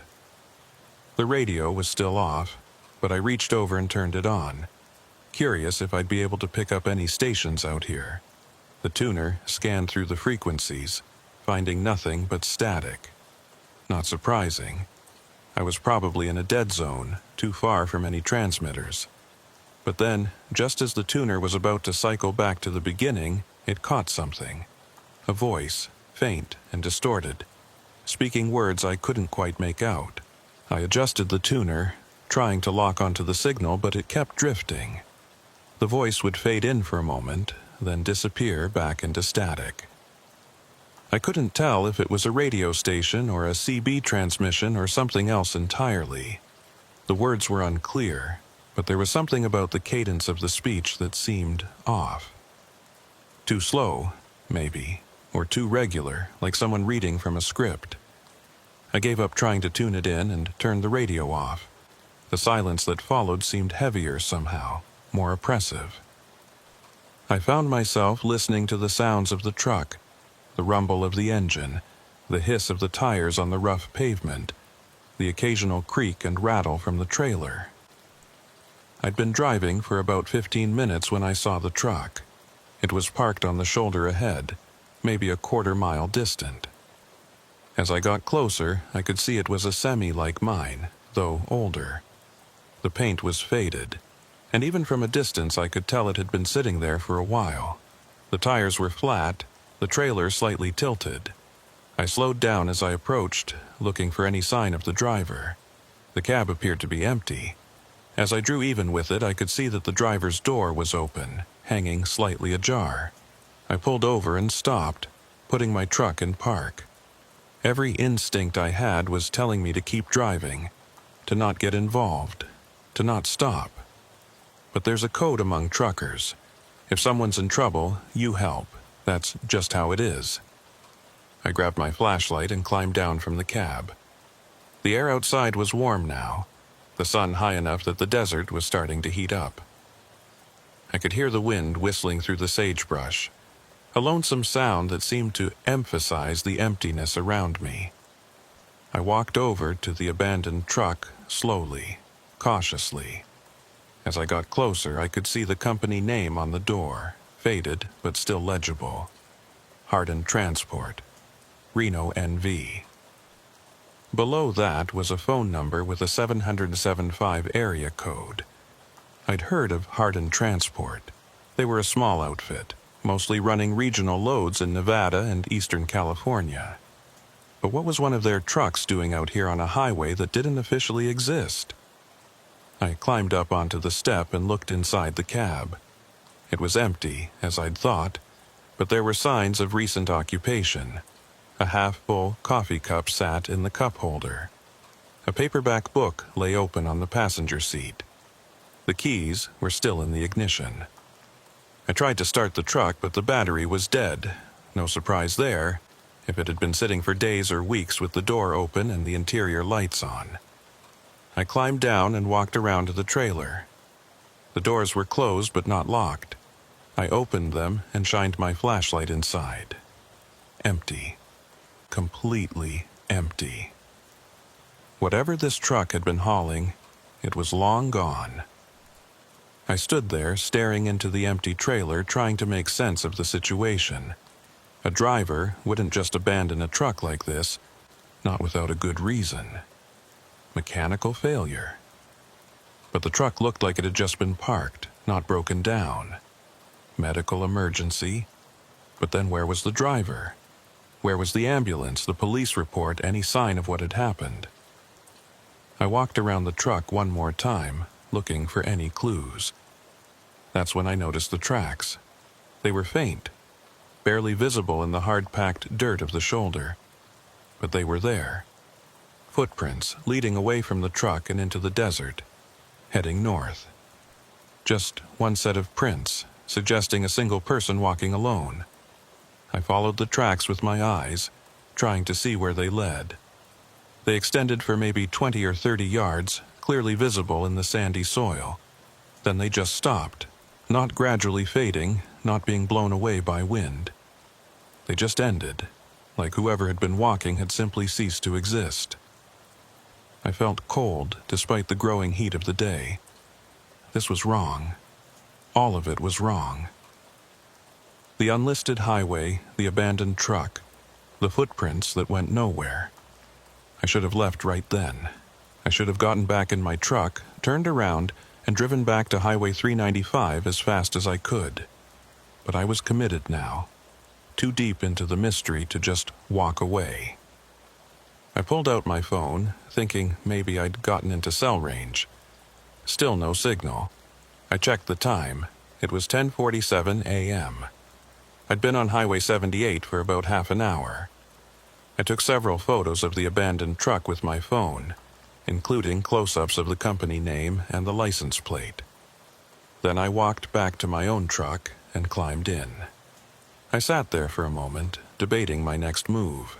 I could turn around now, head back to Highway 395, report what I'd found to the authorities when I got somewhere with cell service. That would be the smart thing to do, but I'd come this far, and I was curious about those trees I'd seen from the turnoff, curious about what lay ahead on this impossible highway. I started the engine and pulled back onto the road, continuing east. The abandoned truck receded in my rearview mirror, and I couldn't shake the feeling that I was making a terrible mistake. But I kept driving, watching the mile markers count up. Mile 5, mile 7, mile 10. The landscape was unchanging, just endless desert in every direction. But ahead, those trees were getting closer. I could see them more clearly now, a dark line against the pale sky. And beyond the trees, something else. Structures of some kind, too far away to make out clearly, but definitely man-made. A town, maybe, or what was left of one. I checked my odometer. I'd driven 12 miles on Highway 78. Time to turn around, I told myself. Time to admit this had been a bad idea and get back to my actual route. But I didn't turn around. I kept driving, drawn toward those trees, toward whatever lay beyond them, like a moth toward a flame. The road began to descend slightly, dropping down into a shallow valley. The trees grew larger as I approached, and I could see now that they were cottonwoods, tall and gnarled, their leaves rustling in the breeze. Trees like that meant water, and sure enough, as I got closer, I could see the glint of sunlight on a small stream running alongside the road. And then I saw the town. It was small, maybe a dozen buildings clustered around a crossroads. Most of the structures looked abandoned, their windows dark, their paint faded and peeling. But there was something about the way they were arranged, something about their architectural style that seemed odd, outdated, like I was looking at a place that had been frozen in time. A weathered sign at the edge of town read, "Welcome to Denio, population 47. Below that, in smaller letters, "Gateway to the High Desert." I'd heard of Denio before. It was a real place, a tiny settlement on the Oregon-Nevada border. But according to my maps, Denio was nowhere near here. It was at least 50 miles to the south and east, accessible via a different route entirely. So either I'd gotten completely turned around and disoriented, driving in circles without realizing it, or this was a different Denio, or maybe no Denio at all, just a town that happened to have the same name.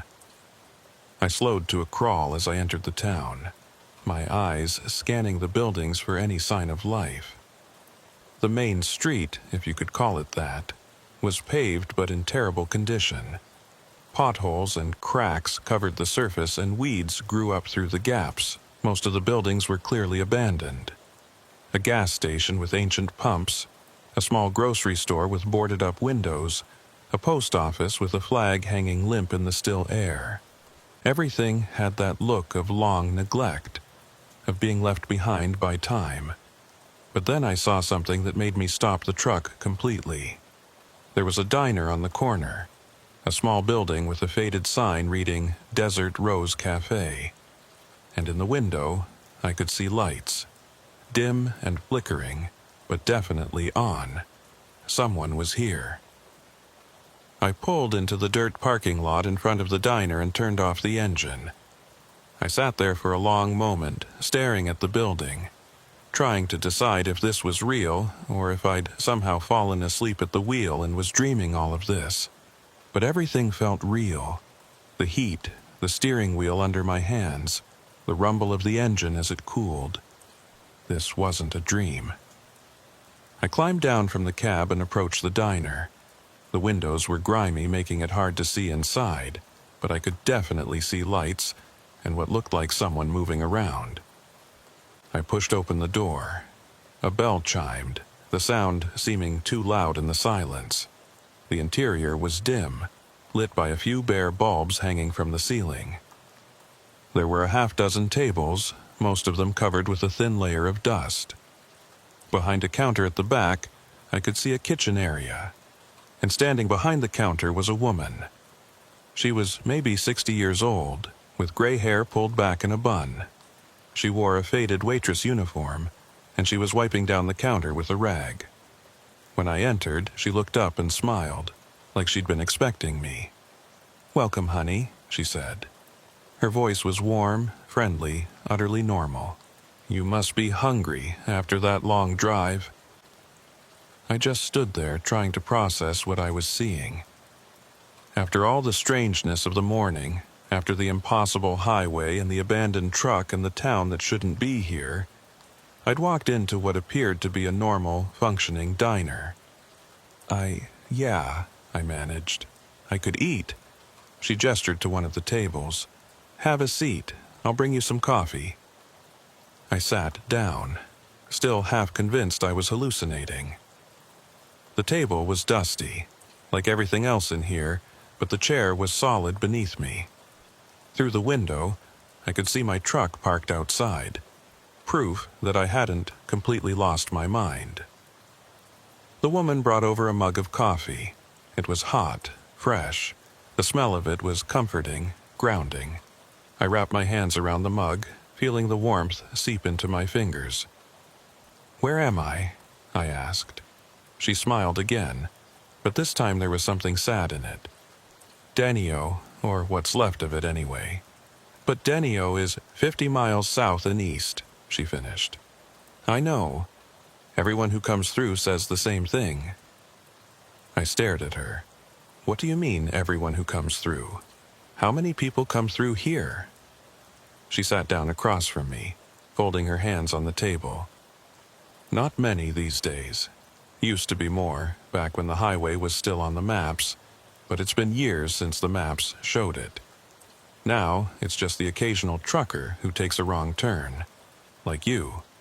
"I didn't take a wrong turn," I said. "I deliberately turned onto Highway 78. "Then you're the first in a long time to do that on purpose," she said. "Most people just end up here. They're driving along, not paying attention, and suddenly they're on 78 instead of where they meant to be." "That's impossible," I said, but the word felt hollow.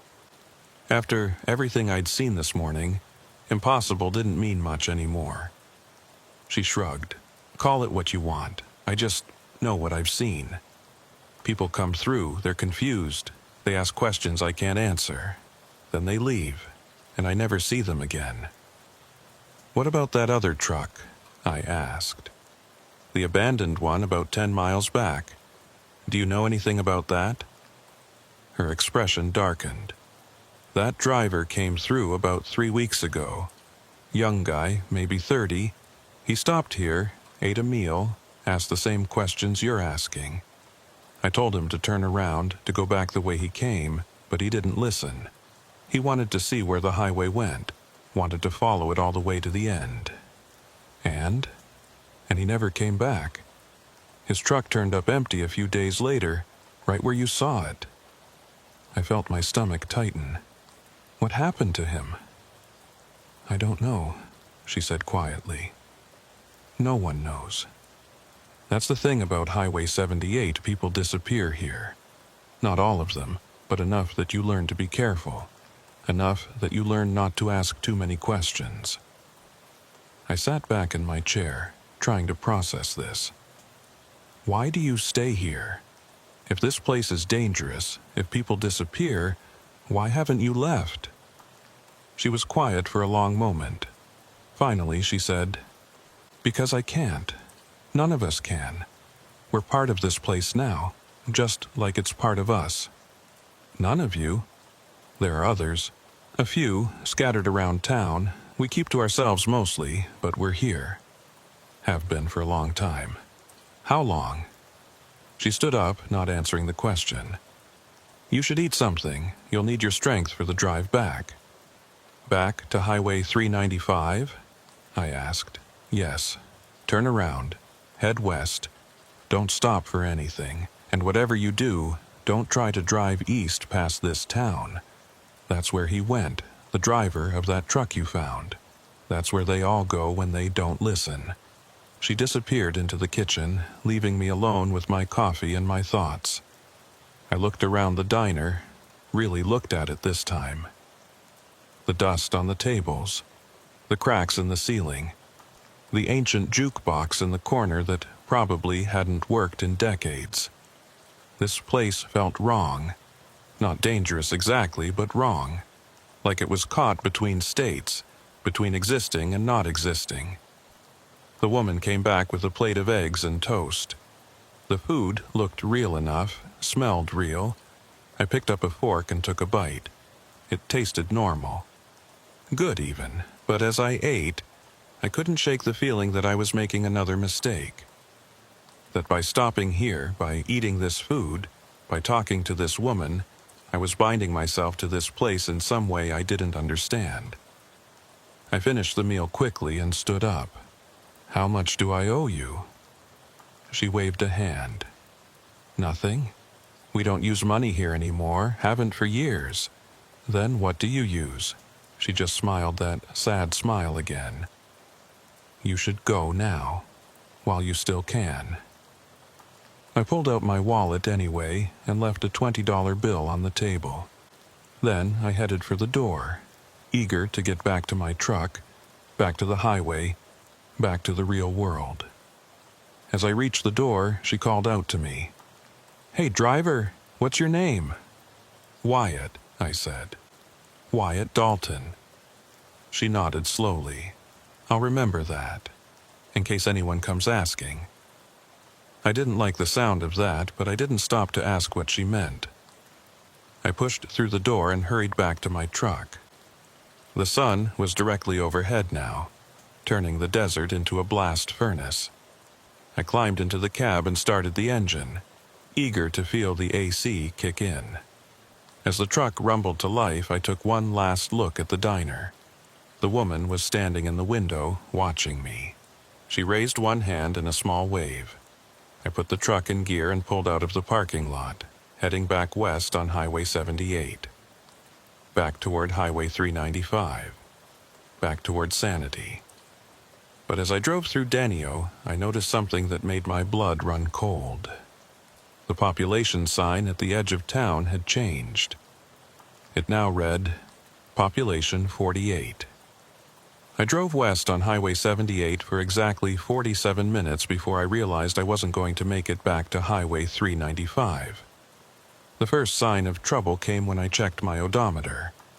I'd been driving for almost an hour, and I'd covered about 50 miles according to the gauge. That should have put me well past the Highway 395 junction, back in familiar territory. But there was no junction. The road just kept extending west through the desert, straight and empty, with no sign of the turnoff I'd used to get here. I kept my speed steady at 60, not wanting to rush, but not wanting to waste fuel either. The landscape on both sides of the road looked identical to what I'd seen on the drive-in. Same sagebrush, same scattered rocks, same mountains in the distance. But something about it felt copied, like I was looking at a photograph of the desert rather than the desert itself. The shadows weren't falling quite right. The sun was in the wrong position for this time of day, and there was no wind, I realized. The sagebrush wasn't moving at all, just standing perfectly still like it had been frozen in place. I rolled down my window to feel the air, and that's when I noticed something else strange. The temperature outside was exactly the same as the temperature inside the cab. No change at all, like the desert and the truck existed in the same sealed environment. I slowed down, scanning the landscape for anything familiar. That abandoned truck should have been here somewhere, the same one I'd passed on my way to Denio. But the shoulder was empty. No truck, no sign that one had ever been there. I pulled over and checked my paper atlas again, even though I knew it wouldn't help. According to the map, I shouldn't even be on Highway 78. This road wasn't supposed to exist, and yet here I was, driving on it, feeling the vibration of the pavement under my tires. I grabbed a pen from the cup holder and marked my position on the map, drawing a line representing Highway 78, even though no such line existed in the printed version. I noted the time, 2:47 p.m. I'd left Denio at 1 o'clock p.m., give or take. An hour and 47 minutes of driving west, and I should have been well past the junction by now.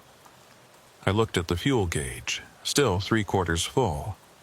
That was impossible. I should have burned through at least an eighth of a tank in that time. But the needle hadn't moved at all. I sat there with the engine idling, trying to figure out what to do. My phone still had no signal. My GPS was still dead.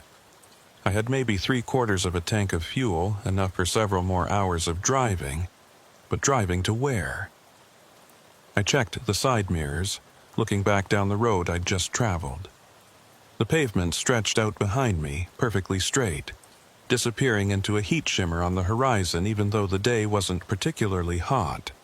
There should have been tire marks, some indication of where I'd been, but the road looked untouched, pristine, like no vehicle had ever driven on it.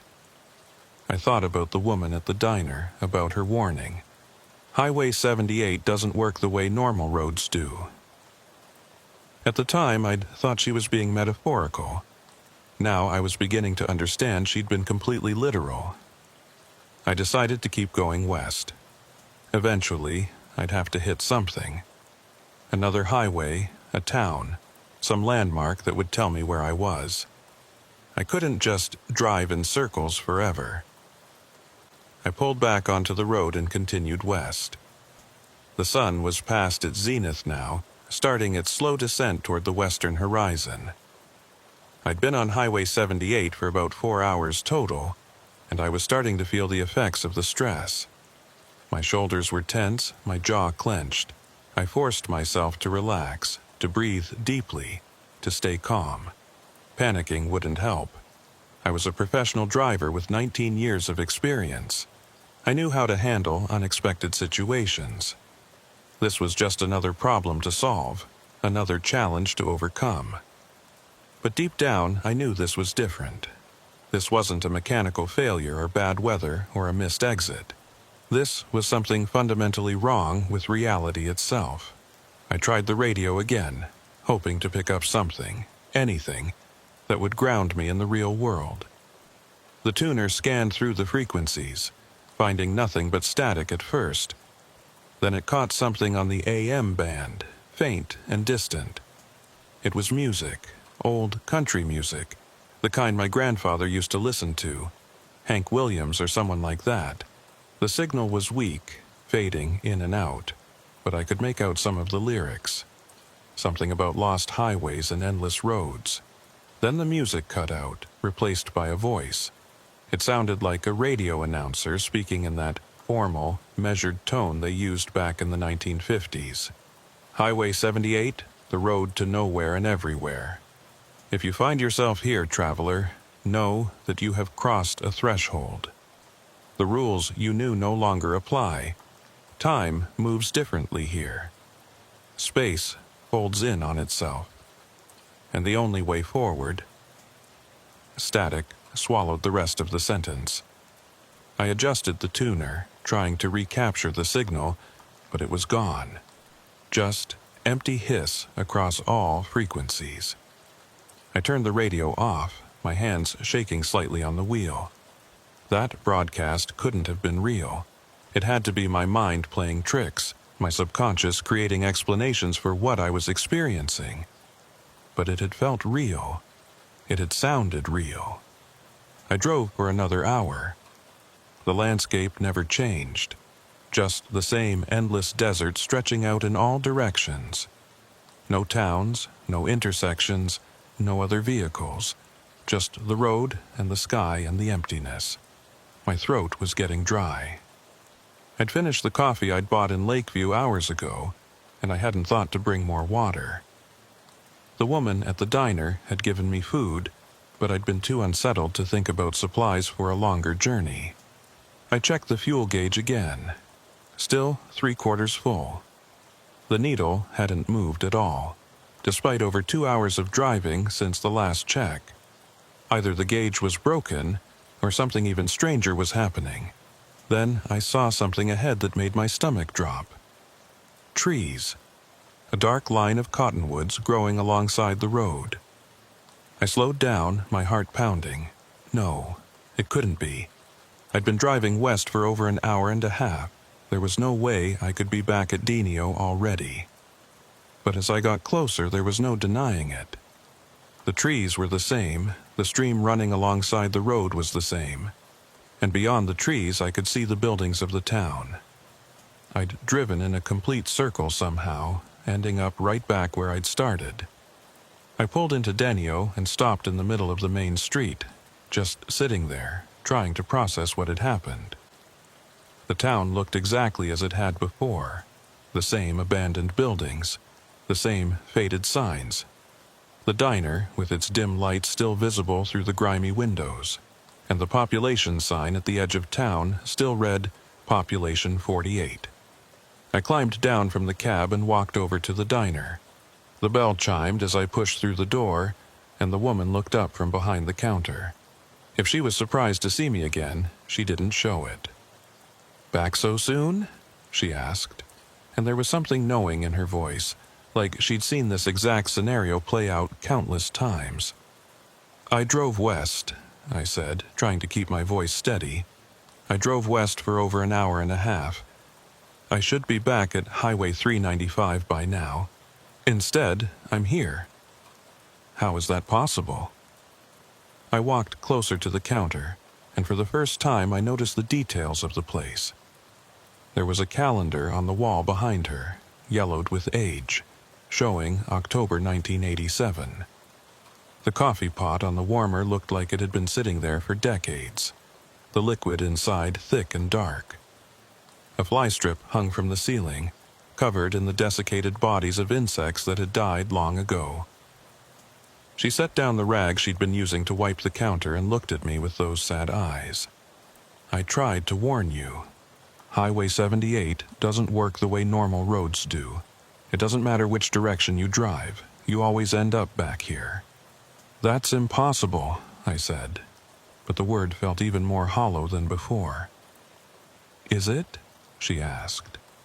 "You drove a road that's not on any map. You found a town that's in the wrong place.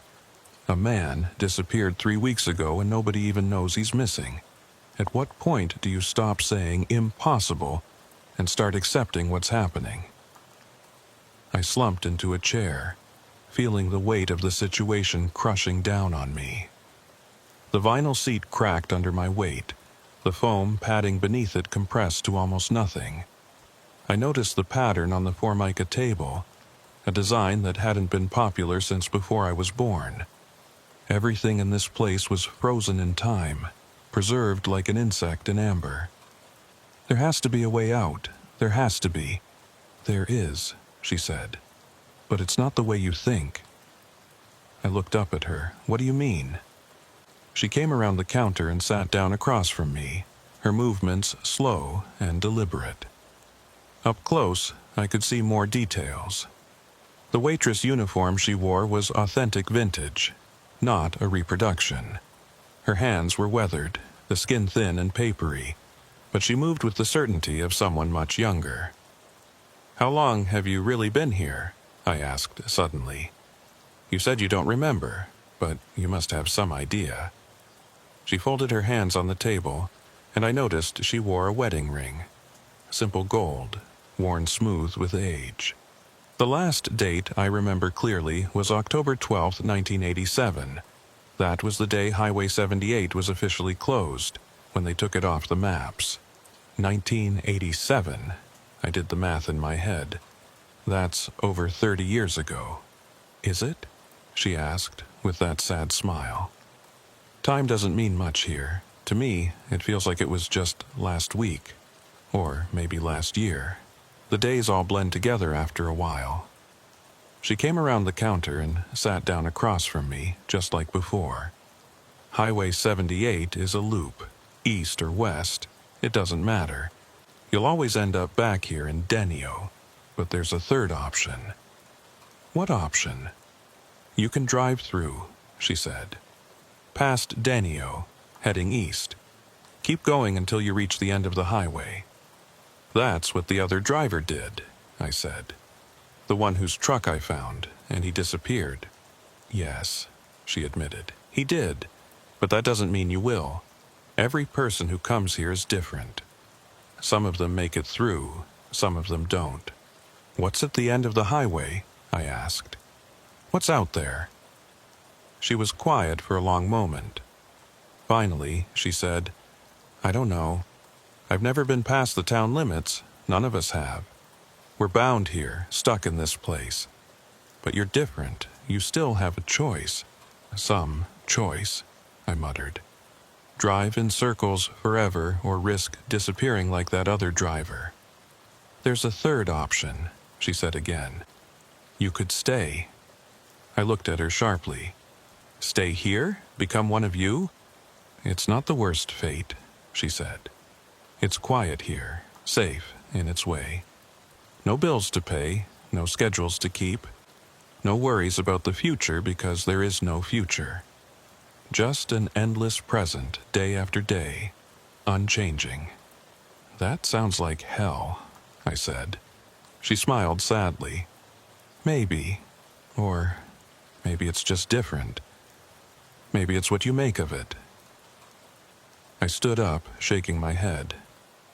"I'm not staying here. There has to be a way out, a real way out. I just need to figure out what it is." "Then you'd better figure it out soon," she said. "Because the longer you stay on Highway 78, the harder it gets to leave. Ask anyone in this town. They all thought they'd find a way out eventually. Now, they can't even remember what it was like to be anywhere else." I left the diner and walked back to my truck, my mind racing. I needed to think this through logically.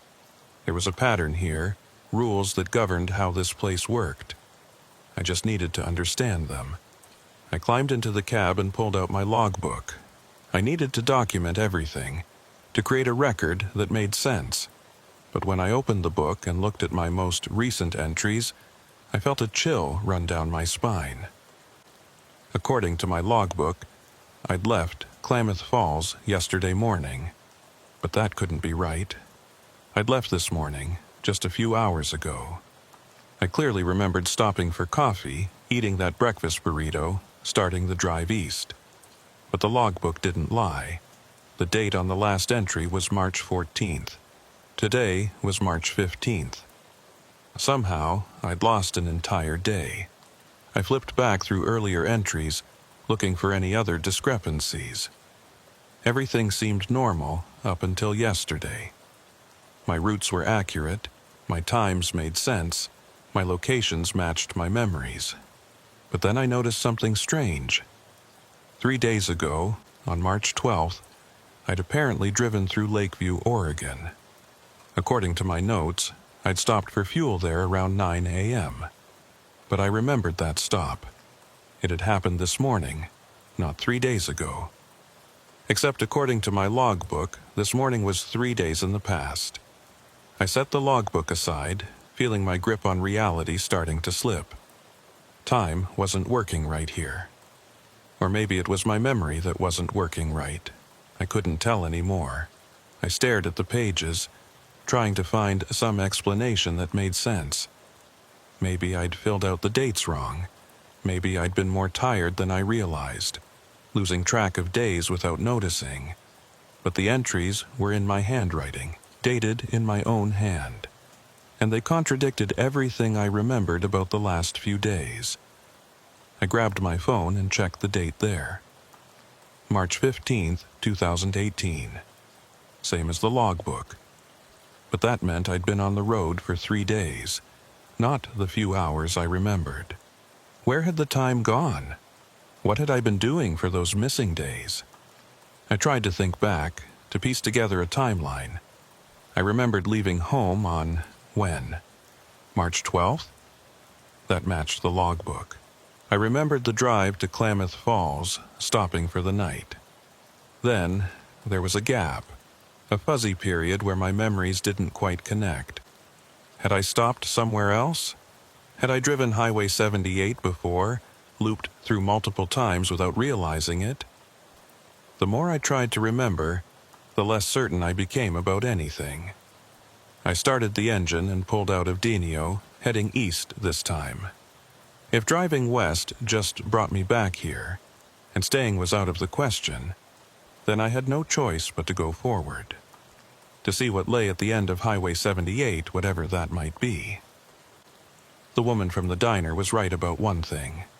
I still had a choice. And I was choosing to move forward, even if that meant risking whatever had happened to the driver of that abandoned truck.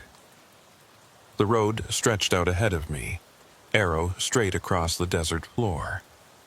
I checked my odometer, making a mental note of the mileage. I wanted to see how far I could go, how long this highway really was. Mile after mile passed. The landscape remained unchanged. Just the same brown desert, the same distant mountains, the same empty sky. I kept expecting to see something, some landmark or feature that would break the monotony, but there was nothing. After about an hour, I passed a mile marker. Highway 78, mile 35. I'd driven roughly 25 miles east of Denio. I kept going. The sun was getting lower now, the light taking on that golden quality of late afternoon. Shadows stretched across the desert, long and dark. In another couple of hours it would be sunset, and I didn't want to be driving this cursed highway in the dark. Mile 45. Mile 55, mile 65. The road never curved, never climbed or descended, just straight east, as if drawn with a ruler across the surface of the earth. Then, at mile 73, something changed. The pavement began to deteriorate. Not gradually, but suddenly, dramatically. One moment I was driving on rough but serviceable asphalt, and the next moment the road surface was cracked and broken, with potholes large enough to swallow a tire. I had to slow down to barely 15 miles an hour, carefully picking my way through the maze of holes and cracks. The truck bounced and rattled, and I could hear things shifting in the trailer. The agricultural equipment I was hauling was taking a beating. The thought of my cargo snapped me back to reality for a moment. I was supposed to deliver this equipment to Boise. I had a schedule to keep, a deadline to meet. My dispatcher was probably wondering where I was by now, why I hadn't checked in. But I had no way to contact him, no way to explain that I was lost on a highway that didn't exist, trapped in a loop that defied all logic. The road continued to worsen. Soon, it wasn't really a road at all, just a vague path through the desert, marked more by the absence of vegetation than by any actual paving. The truck crawled along at walking pace, and I began to wonder if I'd have to turn around, if the road itself was forcing me back. Then I saw it. In the distance, maybe a mile ahead, the road came to an end, not at an intersection or a turnaround, but at a physical barrier. As I got closer, I could see that it was a fence. A tall, chain-link fence stretching across the highway, blocking any further progress. I pulled up to the fence and stopped, leaving the engine running. The fence was about 12 feet high, topped with barbed wire. It looked new, the metal still shiny and unweathered. Attached to the fence was a sign. Road closed. No entry. By order of... The rest of the sign was obscured by rust or damage, the words illegible, but the message was clear enough. This was the end of the highway. This was where Highway 78 stopped. I climbed down from the cab and walked up to the fence, peering through the chain link. Beyond the fence, I could see the desert continuing, but something about it looked different. The colors were wrong somehow, too vivid or too muted, I couldn't tell which. The air seemed to shimmer, not with heat, but with something else, something I couldn't identify. And in the far distance, barely visible through the shimmer, I could see something large and dark, a structure of some kind, or maybe a natural formation. It was too far away to make out clearly, but there was something about it that made my skin crawl. I walked along the fence line looking for a gate or an opening. After about 50 yards, I found one. A gate secured with a chain and padlock. The padlock looked old, but it was still solid. I wouldn't be able to break it without tools. I stood there staring at the gate, trying to decide what to do. The woman at the diner had said that some people made it through, but others disappeared. Was this where they disappeared? Beyond this fence, and whatever lay in that shimmer on the horizon. I pulled out my phone to check the time, and I was shocked to see that I had signal. Just one bar, but it was there. Quickly, before it disappeared again, I tried to call my dispatcher. The call connected. It rang twice, then 3 times. Then someone picked up. Hello? It was my dispatcher's voice, but there was something wrong with it. It sounded distant, distorted, like he was speaking through water. "Hey, it's Wyatt," I said. "I know I'm late, but something's happened." I got turned around on, "Wyatt?" The voice on the other end sounded confused. "Wyatt Dalton?" "Yeah, who else would it be?" There was a long pause, then, "Wyatt, where are you calling from?" "I'm in Eastern Oregon, somewhere near..." "Wyatt," the voice interrupted. "This is Jim Henderson. Your dispatcher was Mike Ross. Mike died 2 years ago." I felt the phone slip from my numb fingers. It hit the ground with a crack, the screen shattering, but I barely noticed. My mind was reeling, trying to process what I'd just heard. 2 years? That was impossible. I'd talked to Mike just a few days ago. He'd given me this job, this route, these instructions, unless he hadn't. Unless my memory was wrong. Unless time on Highway 78 didn't match time in the real world. I picked up the phone with shaking hands. The screen was cracked, but it was still working. The call had disconnected, but I could see the date displayed at the top of the screen. March 15th, 2020. 2 years after I'd supposedly left Klamath Falls. 2 years I couldn't account for. 2 years that had somehow passed while I was driving this impossible highway. I staggered back to my truck and climbed into the cab, my mind in chaos. This wasn't just a spatial anomaly anymore. It was temporal, too. Time moved differently on Highway 78, or maybe it didn't move at all. Maybe I'd been driving in circles for 2 years, looping back to Denio over and over, thinking it was the same day. I looked at my logbook again, flipping through the pages with trembling hands. The entries all looked recent to me, but the dates jumped around wildly. March 12th, 2018. March 14th, 2019. March 15th, 2020. Back to March 13th, 2018. I'd been trapped on this highway for 2 years, experiencing the same few days over and over again. never aging, never moving forward. Just stuck in an endless loop. The woman at the diner had said people couldn't leave once they'd been here long enough.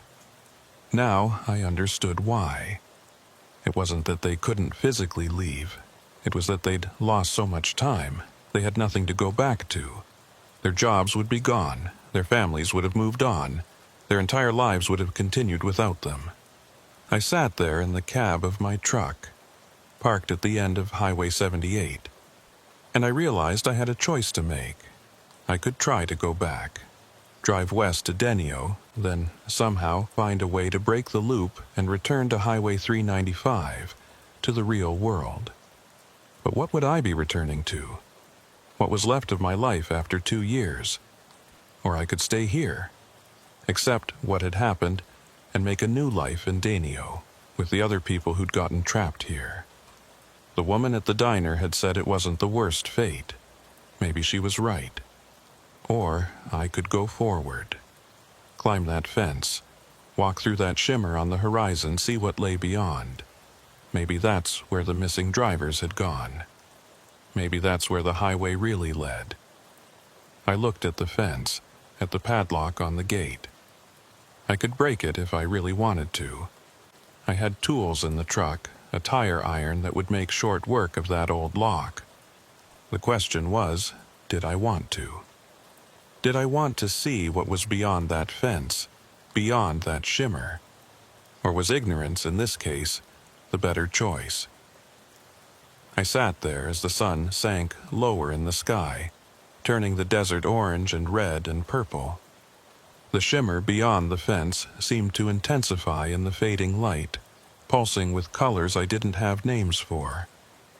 And somewhere in the back of my mind, I heard a voice. Not the radio, not any external sound, just a voice in my thoughts, speaking words I couldn't quite understand. Come forward, complete the journey, see what lies beyond. I put my hand on the door handle, ready to climb down, ready to break that lock and walk through that gate. But something stopped me, some last vestige of self-preservation, some instinct that told me that once I went through that fence, there would be no coming back. Not to Denio, not to Highway 395, not to anywhere in the world I knew. I took my hand off the door handle and put the truck in reverse. Slowly, carefully, I backed away from the fence, turned around, and started driving west.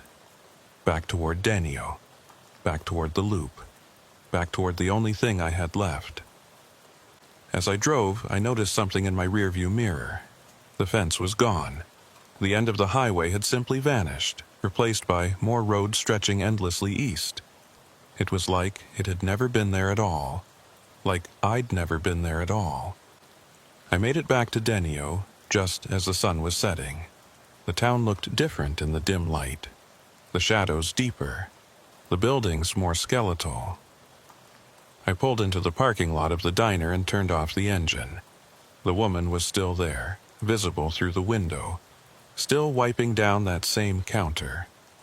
I wondered if she'd been doing that all day, or if time worked differently for her too, if maybe only seconds had passed from her perspective while I'd been gone for hours. I sat in my truck for a long time, watching the last of the daylight fade from the sky. Stars began to appear, more stars than I'd ever seen before. Out here, far from any cities, the night sky was a river of light. I should have been exhausted. I'd been driving all day, dealing with stress and fear and the mind-bending impossibility of this place. But I felt alert, wired, like I'd been pumped full of adrenaline. Finally, I climbed down from the cab and went into the diner. The bell chimed, and the woman looked up.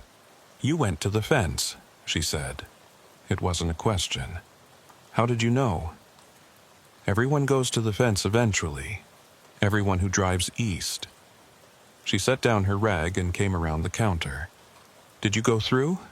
"No," I said. "I came back." She nodded, like she'd expected that answer. "Smart. Most people who go through don't come back." "Most? So some do come back?" "A few," she said. "Not many, and the ones who do come back—" She trailed off, her expression troubled. "What about them?" "They're different, changed. Like they've seen something they shouldn't have seen, learned something they shouldn't know. They don't stay long. Usually just pass through town and keep driving west. I don't know where they end up." I sat down at one of the tables, suddenly feeling the weight of exhaustion hit me. I don't understand any of this.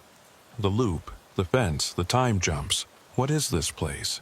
"You want the truth?" she asked. "Or do you want a comforting lie? The truth." She sat down across from me, folding her hands on the table. In the dim light, she looked older than I'd first thought, her face lined with years of weariness. "Highway 78 is a mistake," she said. "An error in the world. There are places like this scattered around. Thin spots where reality doesn't quite hold together right. Most of them are small, barely noticeable. A room that's always cold, a stretch of woods where compasses don't work right, a lake where the fish are all deformed. Little glitches that most people never notice. But Highway 78 is different. Highway 78 is different," she agreed. "Because someone tried to fix it." "Fix what?" "The thin spot. Back in the 1950s, the state was building highways through this part of Oregon. They mapped out a route that would connect Lakeview to Denio, make it easier for ranchers to transport their livestock. But when they started construction, they hit the thin spot. Machinery would malfunction. Workers would get disoriented. Time would jump around. They should have stopped, should have routed the highway somewhere else. But they didn't. No, they pushed through, built the highway right over the thin spot, thinking concrete and asphalt would somehow seal it up, make it stable. And for a while, it seemed to work. Highway 78 was completed, open to traffic. People used it for years without incident. What changed? The thin spot started bleeding through again. Little things at first. Drivers would report their odometers jumping, their radios picking up strange signals. Then bigger things. People getting lost, taking longer to complete the drive than they should. And then people started disappearing. She paused, looking out the window at the darkness beyond. The state closed the highway in 1987, took it off the maps, rerouted traffic. Most of the towns along Highway 78 were abandoned, the residents relocated. That should have been the end of it. But it wasn't, I said. No. Because the highway still existed, still connected those abandoned places, still ran across that thin spot. And thin spots don't like to be covered up. They push back, they spread, they try to reclaim what was built over them.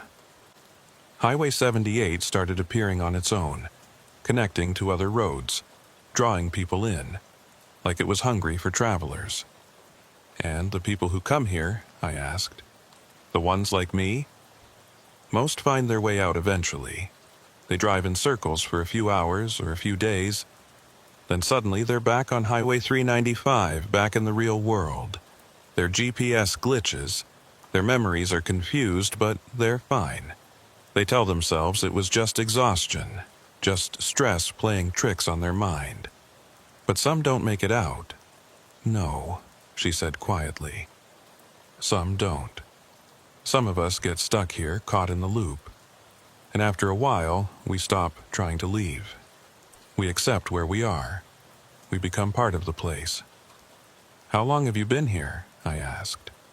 She smiled sadly. "I don't remember anymore. Long enough that the outside world feels like a dream. Long enough that I've forgotten what it means to move forward in time instead of circling through the same days over and over." I thought about my logbook, the jumbled dates, the 2 years I'd apparently lost. How do I get out? There has to be a way. "There is," she said, "but it's not easy. You have to break the pattern, do something unexpected, something the highway doesn't anticipate." "Like what?" "I don't know. It's different for everyone. Some people find their way out by refusing to drive, by sitting still until the loop breaks. Others escape by doing the opposite, driving as fast as they can without stopping. One man told me he got out by driving backwards the entire length of the highway. Did that work? He's not here anymore, so I assume it did. But like I said, it's different for everyone. You'll have to figure out your own way. I stood up, feeling a renewed sense of determination. Then I'll start now. I'll try every possible option until I find the one that works. Wait, she said. There's something else you should know. I paused at the door. What? You're not alone here. Not anymore. I turned back to her. What do you mean? There are other travelers on Highway 78 right now. I've seen their headlights, heard their engines. 3 of them, maybe 4. They're all looking for a way out, just like you. So be careful. Some people who get trapped here, they don't stay human for long. The highway changes them, makes them part of itself. They're not dangerous exactly, but they're not entirely trustworthy either. They might try to help you, or they might try to keep you here. You won't know which until it's too late. I felt a chill run down my spine. How do I tell the difference between real people and the other kind? You can't, she said. That's the problem. They look like us, talk like us, remember being us. But something essential has changed. They're hollow inside, echoes of who they used to be. I left the diner and walked back to my truck, my mind spinning. Other travelers on Highway 78. Some of them might be allies, people I could work with to find a way out. Or they might be something else, something that only looked human. I climbed into the cab and sat there trying to decide what to do next. The smart thing would be to get some sleep, to rest and recover before attempting to break the loop. But I was afraid that if I fell asleep here, I might not wake up. Or worse, I might wake up having lost more time, days or weeks or years passing while I slept. I started the engine and pulled out of the parking lot, heading west out of Denio. I'd drive until I found something, some clue or sign that would tell me how to escape. The night was dark, the stars brilliant overhead. My headlights carved a cone of light through the blackness, illuminating the road ahead. I drove slowly, carefully, watching for any changes in the landscape.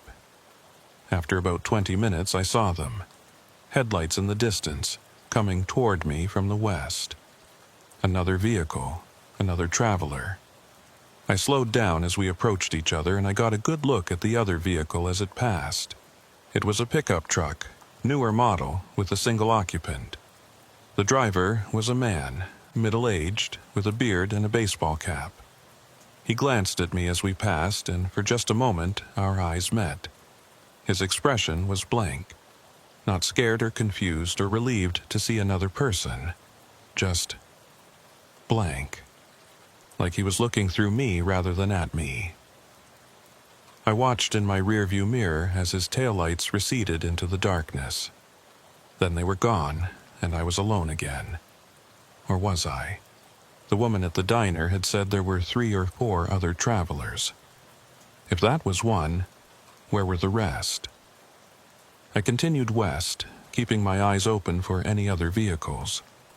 The road stretched on, endless and unchanging. I checked my odometer periodically, marking how far I'd traveled. 10 miles, 20, 30. I should have reached Highway 395 by now. I should have been off Highway 78 back in the real world. But the road just kept going, and ahead of me I could see Denio again. I'd made another loop without even realizing it. The town appeared out of the darkness, its few lights like beacons in the night. I pulled over before reaching the town and just sat there, trying to control the rising panic. This wasn't working. Driving west wasn't the answer. Neither was driving east.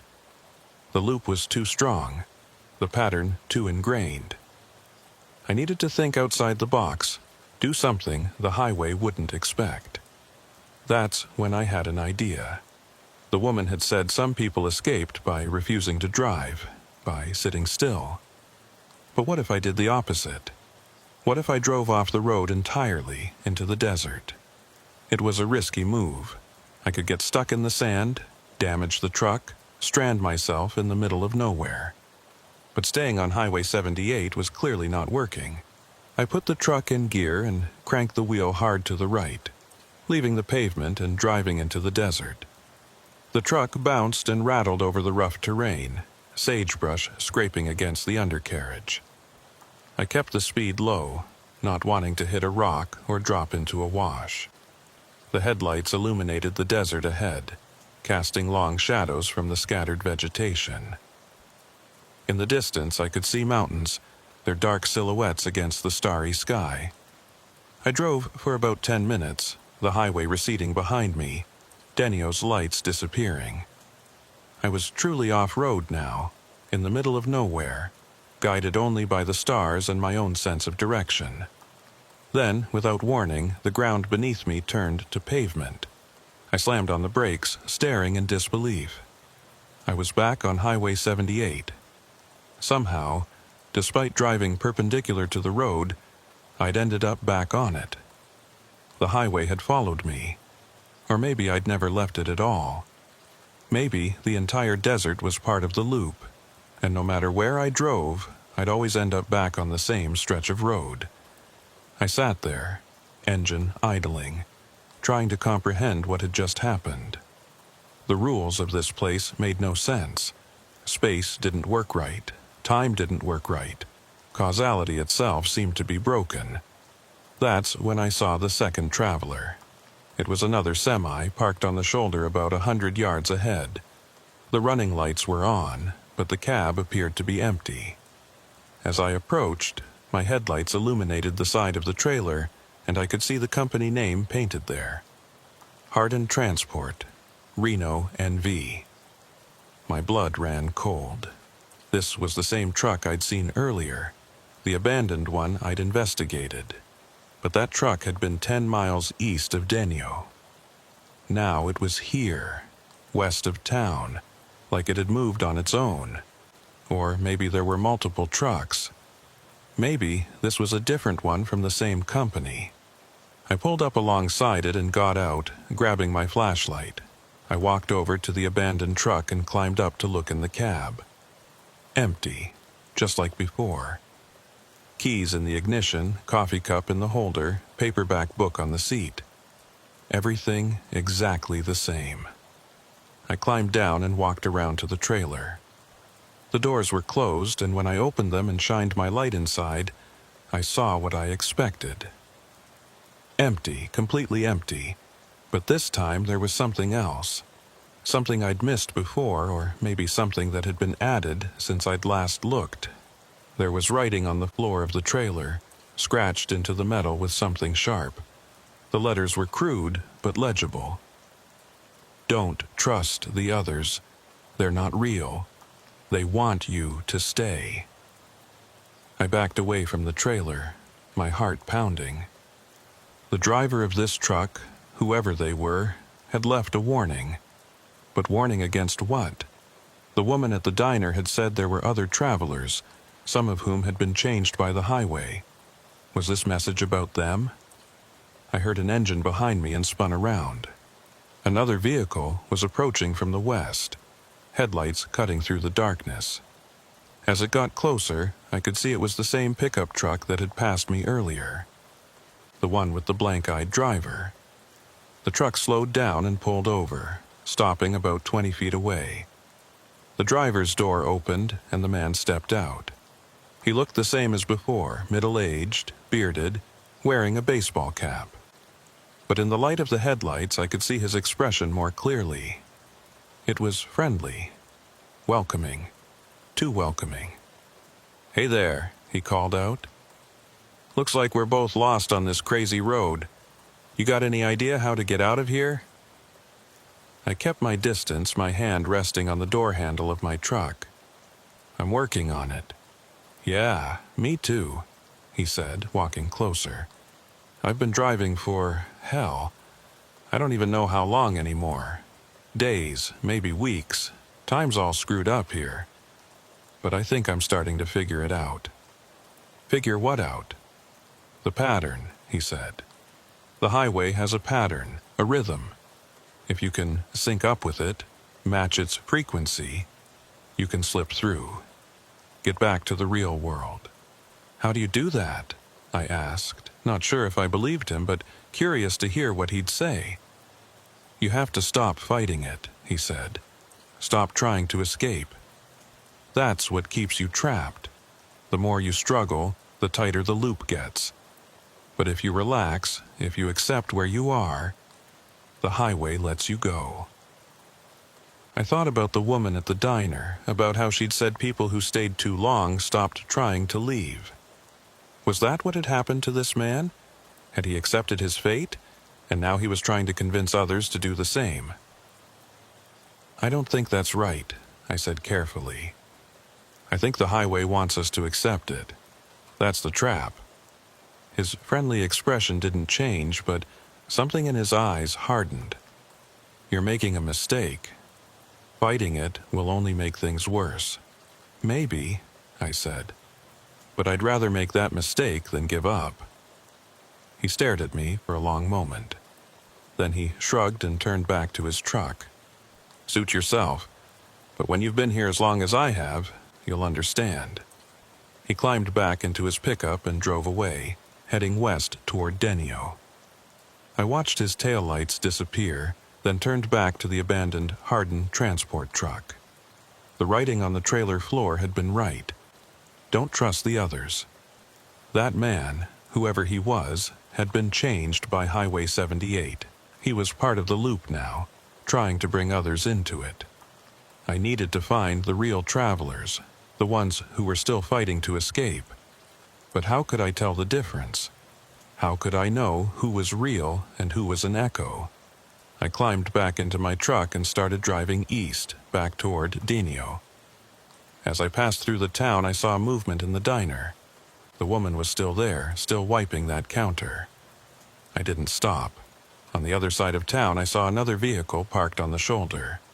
It was a sedan, older model, with out-of-state plates. Someone was sitting in the driver's seat, and as I passed, they waved at me. I kept driving, not sure if I should stop or not. But then I noticed something. The person in the sedan had waved with their left hand. Their right arm wasn't visible, like it might be injured or missing. I hit the brakes and backed up until I was alongside the sedan. I rolled down my window, and the other driver did the same. It was a woman, maybe 40 years old, with short, dark hair and glasses. She looked tired but alert, her eyes sharp and focused. "Thank God," she said. I thought I was the only real person left here. "Real person?" I asked. "Yeah," she said. "As opposed to I don't know what to call them. The echoes? The copies? There are things here that look like people but aren't. I've learned to spot them after a while. How? Little things. They don't blink enough. They always smile, even when there's nothing to smile about. And they all say the same things, try to convince you to stop fighting, to accept where you are." I thought about the man in the pickup truck. I think I met one of them. Then you're lucky you didn't listen. I've seen what happens to people who accept this place. They fade, bit by bit, until there's nothing left of who they used to be. "How long have you been here?" I asked. 3 days, she said. At least I think it's been 3 days.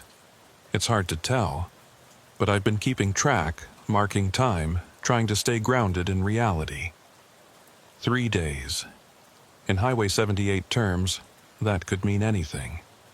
But she seemed lucid, focused, more human than anyone else I'd met here. "I'm Wyatt," I said. "Lauren," she replied. "Lauren Hayes.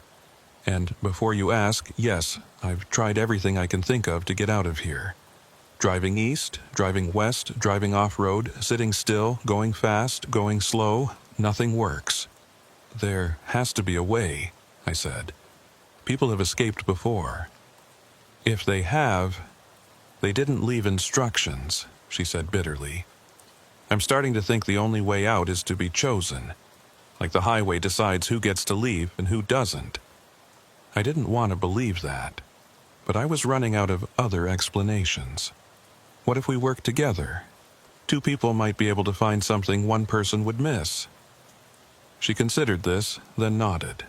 Okay, but we need to establish some ground rules. First, we don't split up. Second, we don't trust anyone else we meet unless we're both convinced they're real. And third, we don't stop in Denio. That place is the heart of the loop. The longer you spend there, the harder it is to leave. Agreed, I said. Should we both drive, or I'll follow you, she said. That way, if one of us gets caught in the loop, the other might still be free. I nodded and pulled back onto the road, Lauren's sedan following behind me. Together, we drove east through the night, two travelers looking for a way home.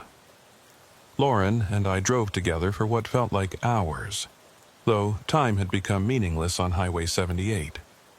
We tried everything we could think of, driving at different speeds, stopping and starting at random intervals, making erratic turns.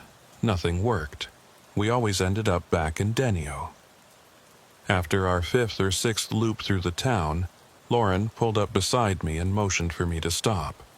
We both got out and stood between our vehicles, the engine heat radiating into the cold night air. "This isn't working," she said, her voice tight with frustration. "We're missing something fundamental, some rule or pattern that we haven't figured out yet." I pulled out my logbook and showed her the jumbled dates, the inconsistencies in time. "I think the highway exists outside normal time, or maybe across multiple times simultaneously. That's why the dates don't match up, why people lose hours or days or years." She studied the logbook, her expression troubled. If that's true, then maybe the way out isn't through space at all. Maybe it's through time. "What do you mean?" "Think about it," she said. "Every time we drive the loop, we experience it as a continuous journey. But what if it's not? What if each loop is actually a different moment in time, and we're jumping between them?" I tried to wrap my head around that concept. So, we're not moving through space at all. We're moving through time, or stuck in a temporal loop. "Exactly," she said. "And if that's true, then the way to break the loop might be to stop thinking of it as a physical journey. We need to find the moment when the loop begins and somehow prevent it from starting. How do we do that?" She was quiet for a moment, thinking.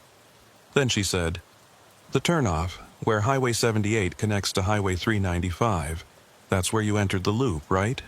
"Yeah," I said. "I deliberately turned onto Highway 78. "And I got here differently," she said. "I was driving on a different highway entirely, Highway 140. I went around a curve, and when I came out of it, I was suddenly on Highway 78, like the road had changed underneath me.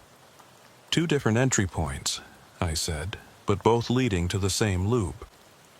"Which means there might be multiple entry points," she said. "Multiple places where normal roads connect to Highway 78. And maybe, if we can find the right exit point, we can slip out of the loop." It was the first theory that actually made sense to me. So, we need to explore the edges of the loop, find where it connects to the outside world. "Not just where it connects," Lauren said. "Where it's weakest, where the boundary is thin enough that we might be able to push through."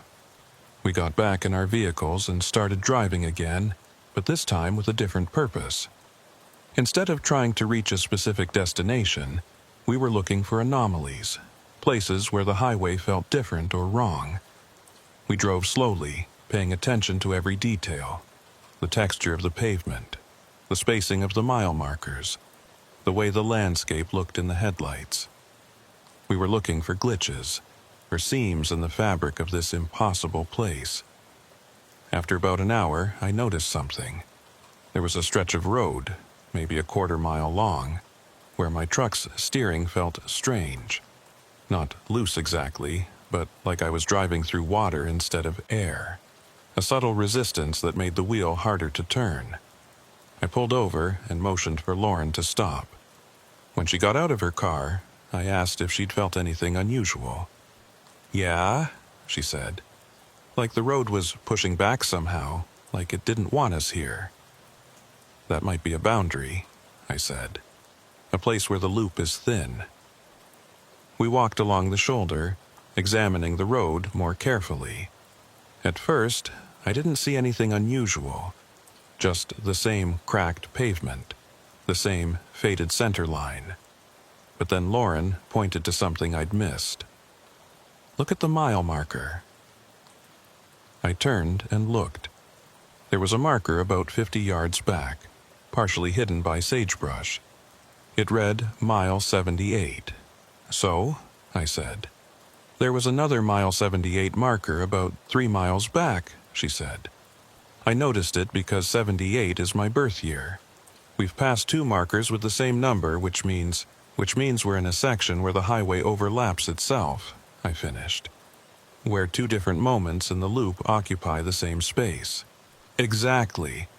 And if 2 moments can overlap, maybe we can use that overlap to slip from one timeline to another." I looked at the stretch of road ahead, the section where the steering had felt strange. "So we just drive through it?" "Not drive," she said. "That's what we've been doing wrong. We've been trying to move through the loop, but movement is what keeps us trapped. We need to stand still while the loop moves around us." I understood what she was saying, even if it defied logic. We park our vehicles in this overlap section and wait for the loop to cycle past us. Right. When it does, we should be able to step out of it, like getting off a merry-go-round. It was a long shot, but it was the best idea we'd had.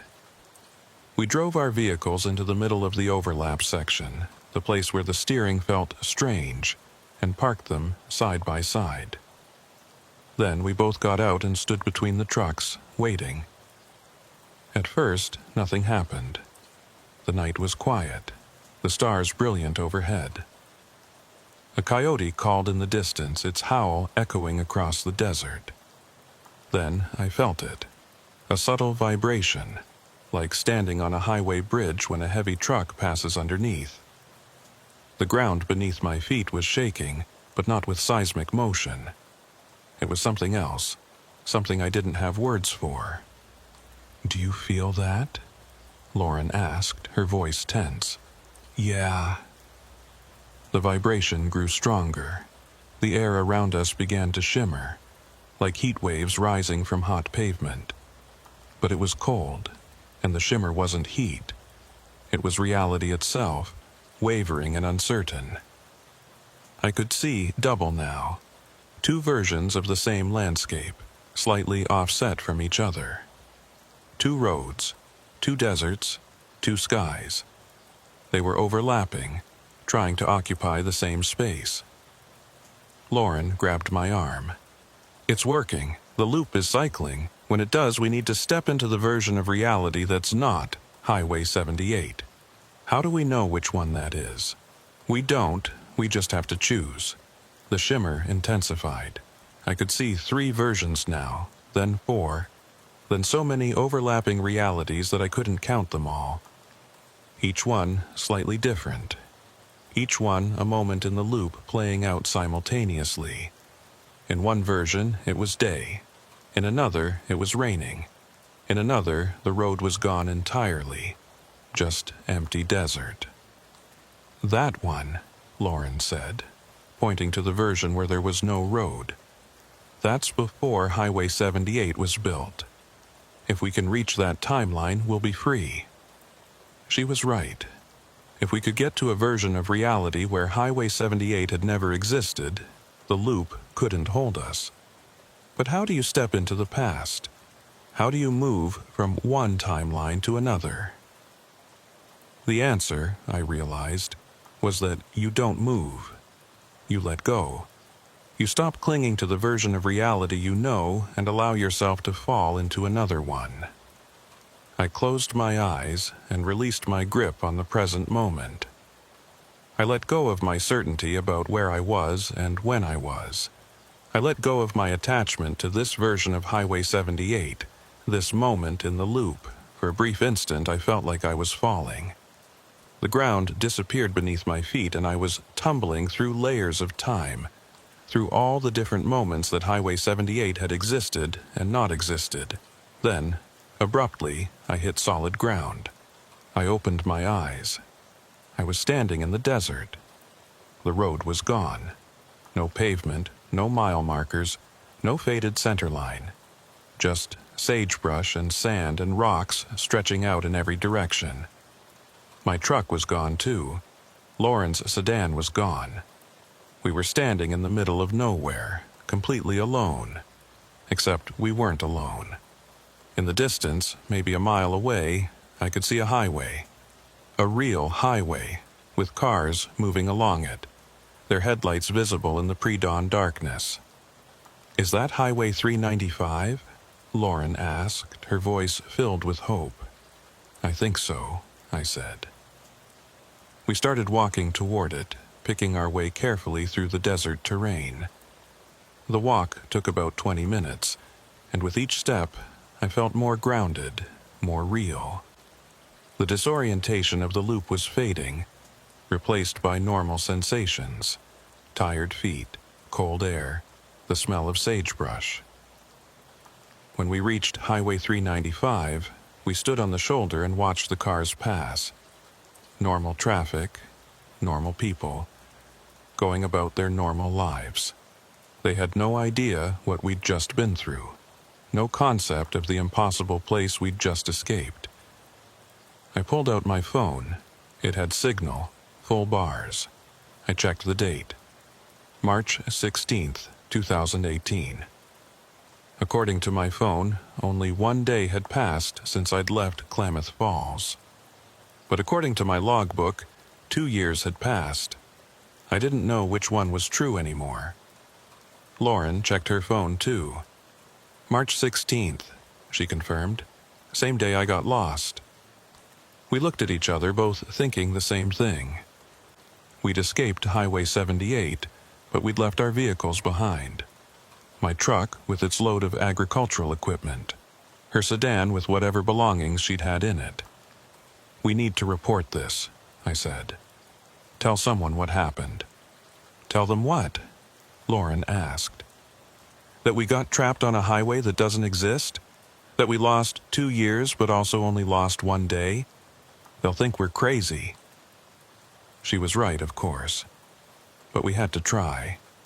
A car pulled over, a sedan with California plates. The driver rolled down his window. "You folks need help? You look lost." "We're fine," I said. We had some vehicle trouble. We need to get to the nearest town." "Lakeview's about 30 miles north," the driver said. "I'm headed that way. I can give you a ride." We accepted gratefully and climbed into his back seat. As we drove north on Highway 395, I kept looking out the window, searching for the turnoff to Highway 78.